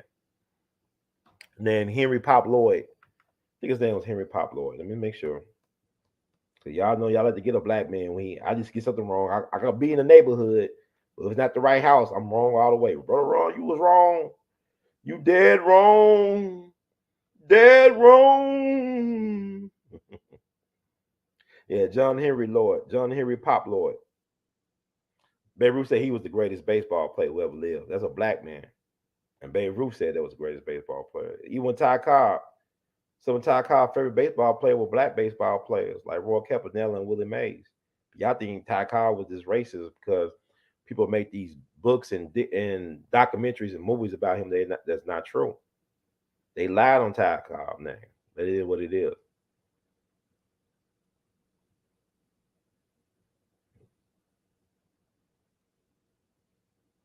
Yeah, he said he was the greatest baseball player. I think Babe Ruth was passing. I think Babe Ruth got a little bit black in him. He from Baltimore. Babe Ruth like some light-skinned black dudes I've known. It's like Elvis. I think Elvis was passing. I look at his mom. His mom looked like she was mixed with something. She was off color a little bit. But what's interesting about Elvis? They said that he had heart problems. Like they said, Lisa Marie had some heart problems, and they were trying to say that the reason why they had some health issues are because Elvis's mom parents were first cousins. Like his maternal grandparents were first cousins, allegedly. And so that passed on some health defects to their offspring and to their offspring. So, Elvis had, because Elvis was a twin. He had a brother that was born right before him. His brother was born, stillborn. And then Elvis came out, which is interesting. But I would encourage Beyonce to do a gospel album and see how that goes, like Elvis. And yeah. And people say, well, Beyonce like a Tina Turner. I said, yeah, she like Tina Turner, but what I'm saying, she's like a Elvis in terms of like it's kind of interesting to consider how black folks go crazy over or Beyonce, and all black people, but it's like how white folks they guarded about Elvis. Elvis walk on water for some black or for white people, and then for some black people, Beyonce walk on water, right? And like people be worried about what was Elvis a racist? He ain't no more racist than any other white person that's walking around. I think you should be more concerned about the truth of things, rather about can you accept it? Are y'all prefer the pretty lie over the ugly truth? I know why people love a pretty lie, because it's very seductive. The ugly truth is hard to look at and hard to accept. That's just human nature. I'm trying to see if I can find something.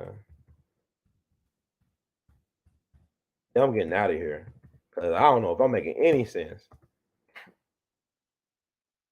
But even like you talking about Barry Bonds, he won 7 MVPs, was kind of like the album of the year, and even Pete Rose, the all-time leader in hits, won an MVP. But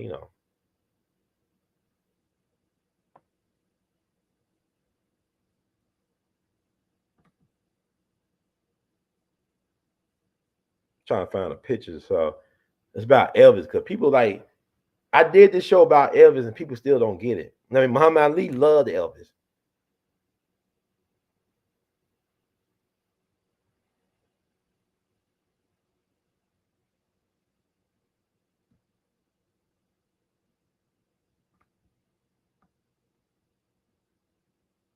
Trying to see something.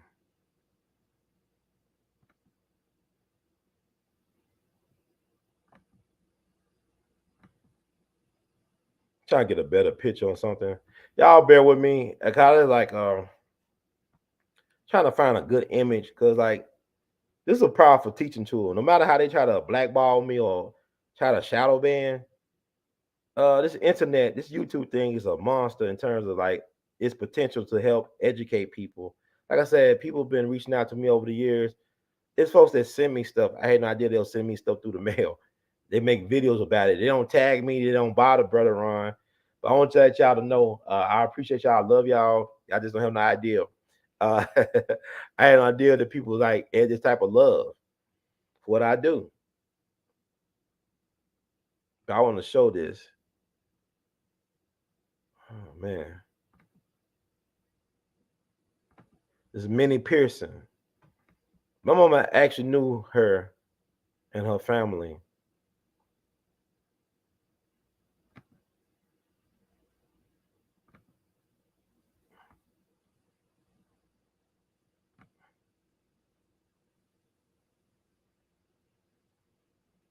Trying to show something here. I'm trying to make a point.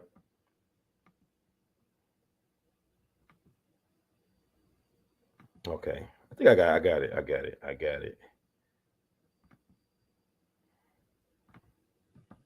got it. Ooh, and I like it.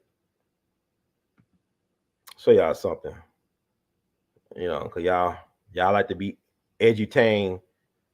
So I think I got the right thing. Prove my point. Now I'm looking forward to doing the Al Capone show. It's gonna be interesting. It's gonna be stuff y'all I didn't even know that was connected to Al Capone. Al Capone is unique. You know, Al Capone and Muhammad Ali were both born on January the 17th. So there's an Al Capone connection to even Ali. There's another Al Capone connection to Ali I'm gonna talk about on the show. But support the work if you can, and just spread the word anyway. But there's so many connections, man. This is weird in a good way. But Black history fact is stranger than Hollywood fiction, or is weirder than Hollywood science fiction. If you learn the truth about who we are and about our history, you don't have to worry about going to Wakanda in fantasy world. You know, you could connect with your people in the real world with the righteous ancestors. You understand? I want to show this photo. Right? I think the woman with the glasses on, I think that's Minnie Pearson. She a woman from Memphis. My mama knew her family. She knew Miss Pearson and her family, but Elvis brought her that Cadillac. Elvis he was known for buying people Cadillacs. He loved buying folks. He brought black people Cadillacs. You understand? He liked buying black women Cadillacs. Elvis liked black women. I don't know why people don't know. Elvis had a thing for Myrna Smith. Myrna Smith was one of the singers and the Sweet Inspirations, one of the black backup singers for Elvis. He loved gospel. He loved black women, and he wanted to be with Myrna Smith. He wanted Myrna to be his girl, or be his. He wanted to do some strange things to Myrna. Myrna told him, "Say, look, man, either it's the music or it's this. You can't have both. You can't have business and pleasure, Elvis. Either we doing business or we doing pleasure. Can't be one or the other, or can't be both. Got to be one all the way, and that's it." So they focused on the business, but she ended up marrying Elvis's one of his close friends, Jerry Schilling, who was part of the Memphis Mafia. I think he's the last one left. He spoke at Lisa Marie's memorial service a couple weeks ago. But she married Jerry Schilling back in the 80s after Elvis died. So she didn't mess with Elvis, but Elvis had a thing for the sisters. But this sister right here, he was buying Cadillacs. He brought her a Cadillac. I think that's Minnie Pearson with the glasses on. I don't know if it's a daughter or whoever. But I'm gonna read a little short note and we'll go from there. And then I'm gonna wrap it up. In July of 1975, a black woman named Minnie Pearson decided to take a stroll down to the local Cadillac dealership in Memphis one afternoon. She had a good job, but didn't have a lot left over for luxuries. She was standing outside the dealership admiring that same Cadillac she had looked at for several weeks. There was a good-looking man in there talking with the salesman. He noticed her outside and got her to come into the showroom. They talked for a while, and he took a liking to her. He asked her if she liked that car. She said, "Oh, yes, but I could never afford a car like that." That afternoon, Elvis bought that car for her and gave her the keys. That's the kind of man he was. That's Elvis. Y'all keep on believing this crap about Elvis. Oh, man, he said the only thing a black person do for me is shine my shoes. Man, don't guys, I'm going to tell you something. B.B. King, Jackie Wilson, James Brown, Myrna Smith, all these people, Whitney Houston, all these folks got great things to say about Elvis. I don't believe Elvis was just a white man either. I don't believe it.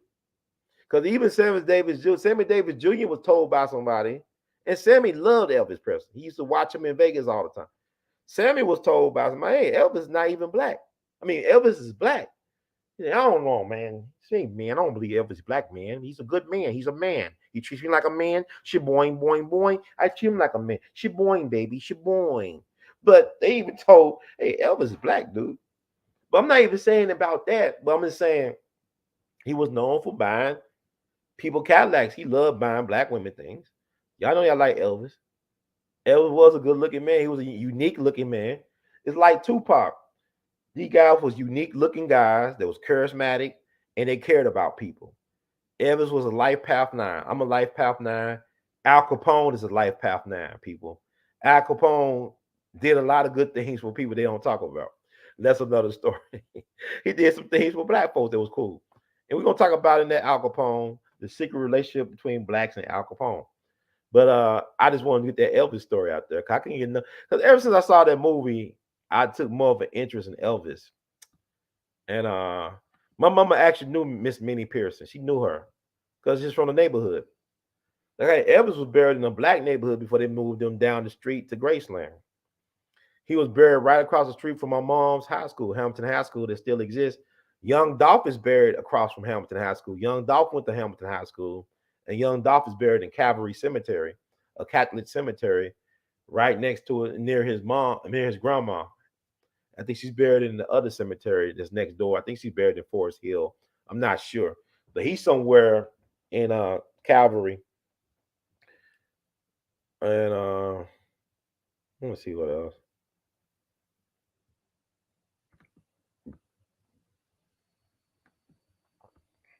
Like I said, it's a lot of time I want to go live. I got too much in my mind.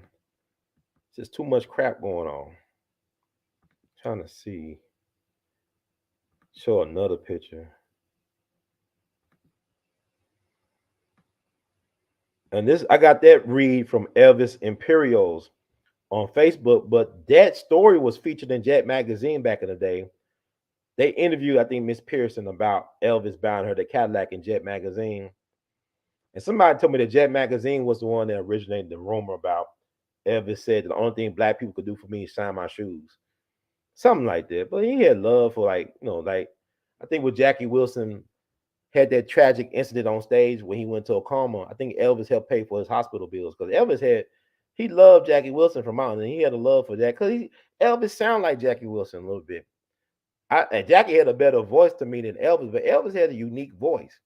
It's like what Tupac ain't, Tupac got a little bit of everything. Tupac to me is my favorite. He's the greatest rapper to me. And I know he ain't Tupac. It's like with Jay-Z. People were trying to tell me, man, Jay-Z is great. I'm sorry. I don't have that type of Jay-Z hate. I don't care for his business dealings and how he treat his people, but Jay-Z is a phenomenal rapper, man. Give Hov his flowers. He's a funny looking guy, but it's weird about even how Jay-Z how people make fun of Jay-Z looks. To me, he's not an ugly guy. He's not ugly to me, but I mean, and money make you look like Denzel in his prime. So, I mean, whatever.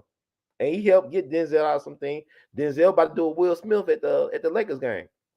And Jay-Z helped facilitate, de-escalate, whatever he did. Jay-Z is very diplomatic, brother. Yeah, I saw when he hugged Rakim the God. Rakim is a rap god, But Jay-Z, Jigga is amazing, man. But I don't even think that it's like when I think about these guys, I'm about to wrap it up, man. When I think about Jay-Z, I think about, would Jay-Z be Jay-Z? Would he be as big if Biggie was around? Because Biggie was a beast, man. Biggie's in my top 5. He's my number 5. But would he be around if Biggie was around? Would he be as big? Because Jay-Z was around with Nas, Tupac, and Biggie. And Jay-Z wasn't on nobody's radar. He was with the Jazzo and them, the originators, whatever they call themselves. He was rapping fast, try to rap like Twister. He did Hawaiian Sophie and all that stuff. There's not the Jay-Z that we'll come to know. But Jay-Z has staying power. He didn't give up, give out, or give in. And he was the last man standing on the hill. This month will be the anniversary of the death of Big L, the gifted rapper from the NFL crew in Harlem.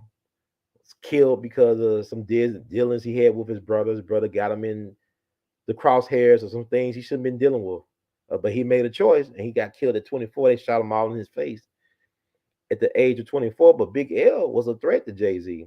Even Nas was so scared. Nas, the great Nas, another rap guy, he was scared of Big L. He said, I got to rap with Big L.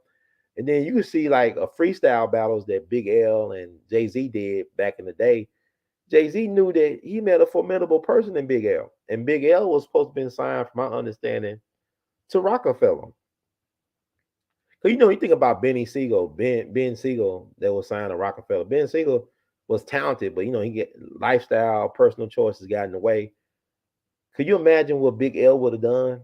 I like Big L when he first came out with his debut album in the mid-90s. He was like spitting fire. And can you imagine what Big L would have done? Hey, he lived long enough. You had Big L, Big Pun, and Biggie. Would Jay-Z be the guy? But it's luck of the draw. It's like if Aaliyah didn't die when she died, would Beyonce be Beyonce? Would there be room for a Beyonce? I mean, things happen. Things happen for whatever reason. Things happen. But anyway, I think I'm going to shut it down. I'm getting loud. I don't want the neighbors on. Hey, Brother Ron, loud as hell, man. I pay rent too. Let me see. See something.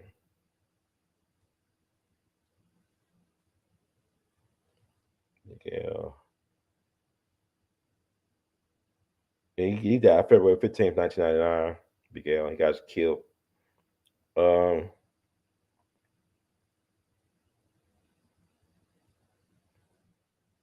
He got shot 9 times in the face. Interesting. That's sad. 24 years old. I'm trying to see if they put him in the Billboard Top 50 rappers. I don't think he was ranked, which is interesting. I hope Too Short was ranked.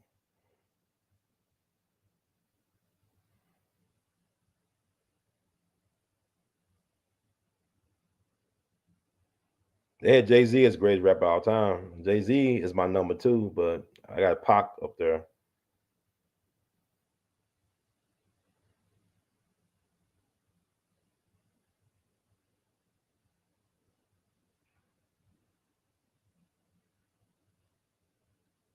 Trying to see.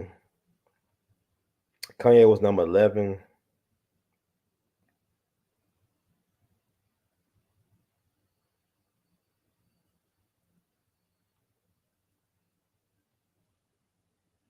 So Jay-Z had 14 Billboard 200 number 1 albums, the most among solo acts.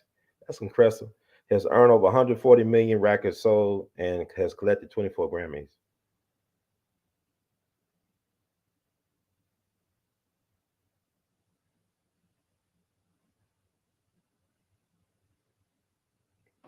And I would say people talking about Jay-Z, who was more impactful in hip hop.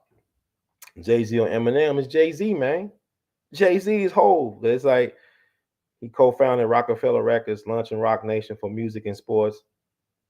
So the Uzi Armor, D. Bernac, and whatever, running hip hop's legendary Def Jam Records. The president, it was Jay-Z that changed really he started focusing on trap rappers. Like he changed, he remade Def Jam. Def Jam, he had LL Cool J, DMX, Method Man, all that. He went from them to like Rick Ross and Young Jeezy and stuff. He brought in the trap music, the trap artists.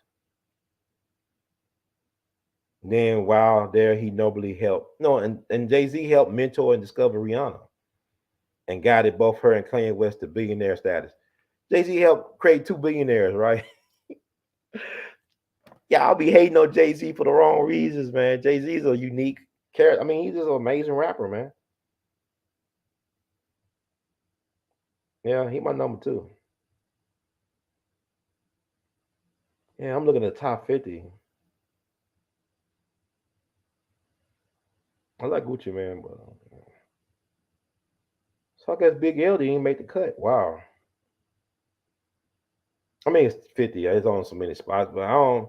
Top 10 ain't that bad, you know. I got Nicki Minaj, and Nicki Minaj never won a Grammy. That's an insult. Nicki Minaj did her thing. She had a great run. Nicki Minaj is a great MC, but I don't know. It's politics, man. It's a showbiz, man. It's politics, business usual. So anyway, I mean,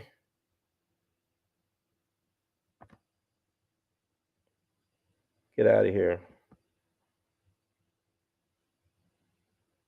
Yeah, Master Ace is amazing, man. He's better to he does what he does better than Eminem does to me. And I know it's blasphemous to say that nobody's better than Eminem, but Master Ace, he was. I mean, let's listen to his stuff from the early 2000s, late 90s, early 2000s.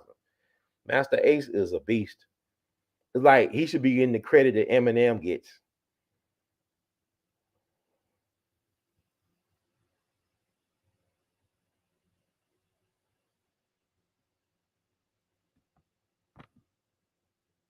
Yeah, watch my business. It was, it's scripted, man. They saw, I guess, too many people said, "Nah, we don't." It make it look too cheesy for them to win. Because to me, for Dallas, it would be a redemption for Jerry Jones. Because here you got a black quarterback. If you overpay 40 million a year to in the Super Bowl, you win it.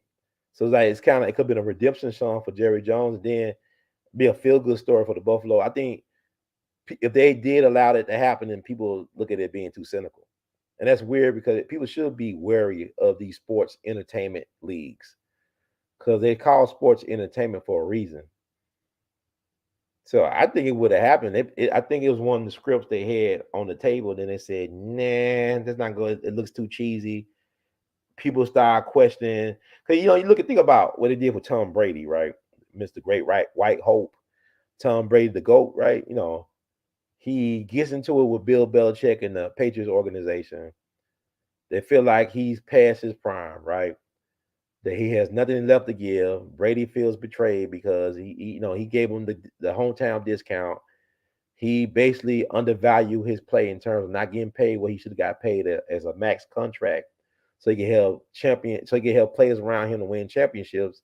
He did his part, but he felt betrayed by the organization. So people want to figure out who really was the key to their success. Was it Bill Belichick or was it Brady?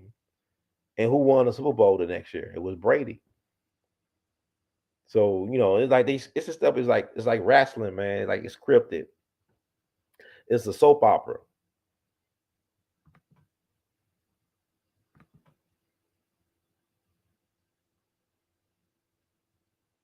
Oh yeah. Well, it's a holiday. I mean, the halftime show should be interesting.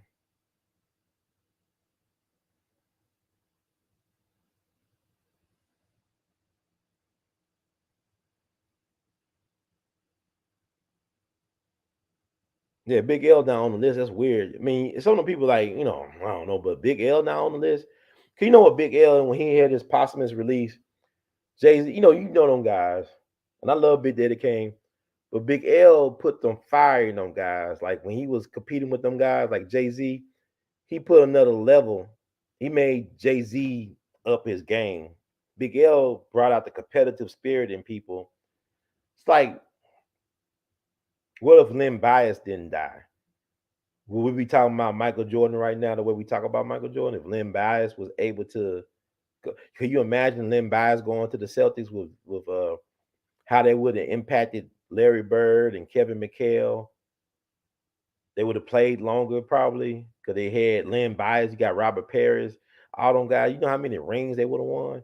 Can you imagine how many? I mean, even look at Kevin Durant. If he had stayed with Golden State, they probably would have had about 6 or 7 rings right now, easily. They could have had 6 or 7 rings. I don't know, man. It is a lot of what else, man.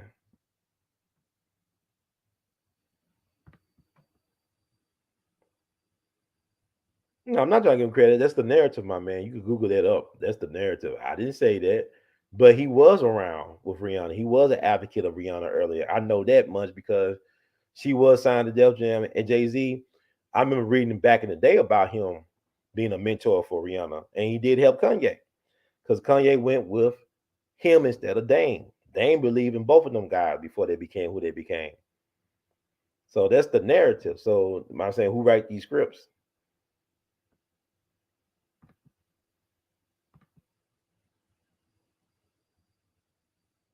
Len Bias was the beast, man. I don't know what you talking about. Len Bias, from what I saw, he was a grown man playing in the boys' league in college. He was a beast.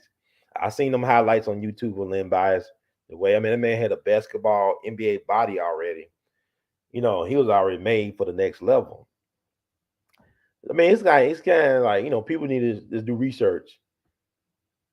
Jordan's still great, but I'm not, like I said, to me, the GOAT debate belongs between Kareem and Wilt in terms of the most dominant basketball players of all time. Jordan was great, but I'm saying, to me, it's like people want to discredit Wilt Chamberlain because of his, he's a freak of nature and his size, but he got a lot of his body, man. But anyway, that's it for now. I thank y'all for tuning in or tune in to get in where you fit in. Thank you to the moderators. Thank you to the supporters. Like the words from Brother Herb. Please spread the word.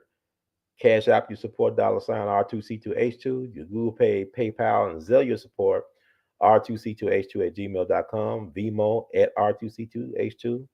Apple Cash 901-299-4355. Patreon.com, / we all be. So we all can agree to disagree, but still be agreeable and do it in love. So I appreciate y'all for giving me your time to let me bend your ear on some news that is near and dear to me. So let me close out disclaimer. Also, you could, buy art of his art, R2C2H2.com. That's R2C2H2.com. Also, where art of his art is access the Teespring shelf below this description box on YouTube to get that gear. So, disclaimer: the views expressed by host and guests in the We All Be TV platform are not the official views, opinions, beliefs, or perspectives of We All Be News or the We All Be Group Incorporated. We All Be News is an organization that thoroughly believes in supplementing the information narrative that is usually supplied by the corporate news entities with those viewpoints and expressions which may be marginalized or ignored for a plethora of reasons. We are about informing the general public on alternative perspectives as it relates to news and information and letting the general public be the ultimate judge in deciding on how to use said information. Informed citizens are responsible citizens. Thank you for your support. Thank you all. We'll have a wonderful rest of your evening or morning, early morning. And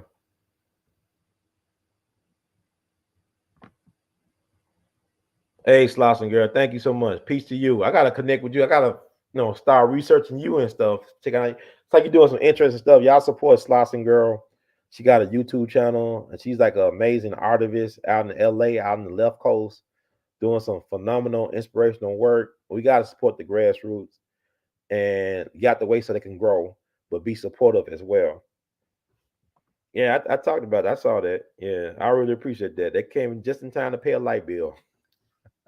I appreciate your kind words as well. I can't believe you're such a young, beautiful mind, beautiful person. Thank you. I'm glad to be of service to you, Slauson girl. Sending amplified blessings and protection your way from the righteous ancestors and universe soul God. You are much appreciated. And I might have to get you on here or something like that and do a show with you. Talk about what you got going on out in LA and other things to pick your mind. Because you got a podcast and stuff like that. And you should share it, below in the chat if you can. And people should support your channel.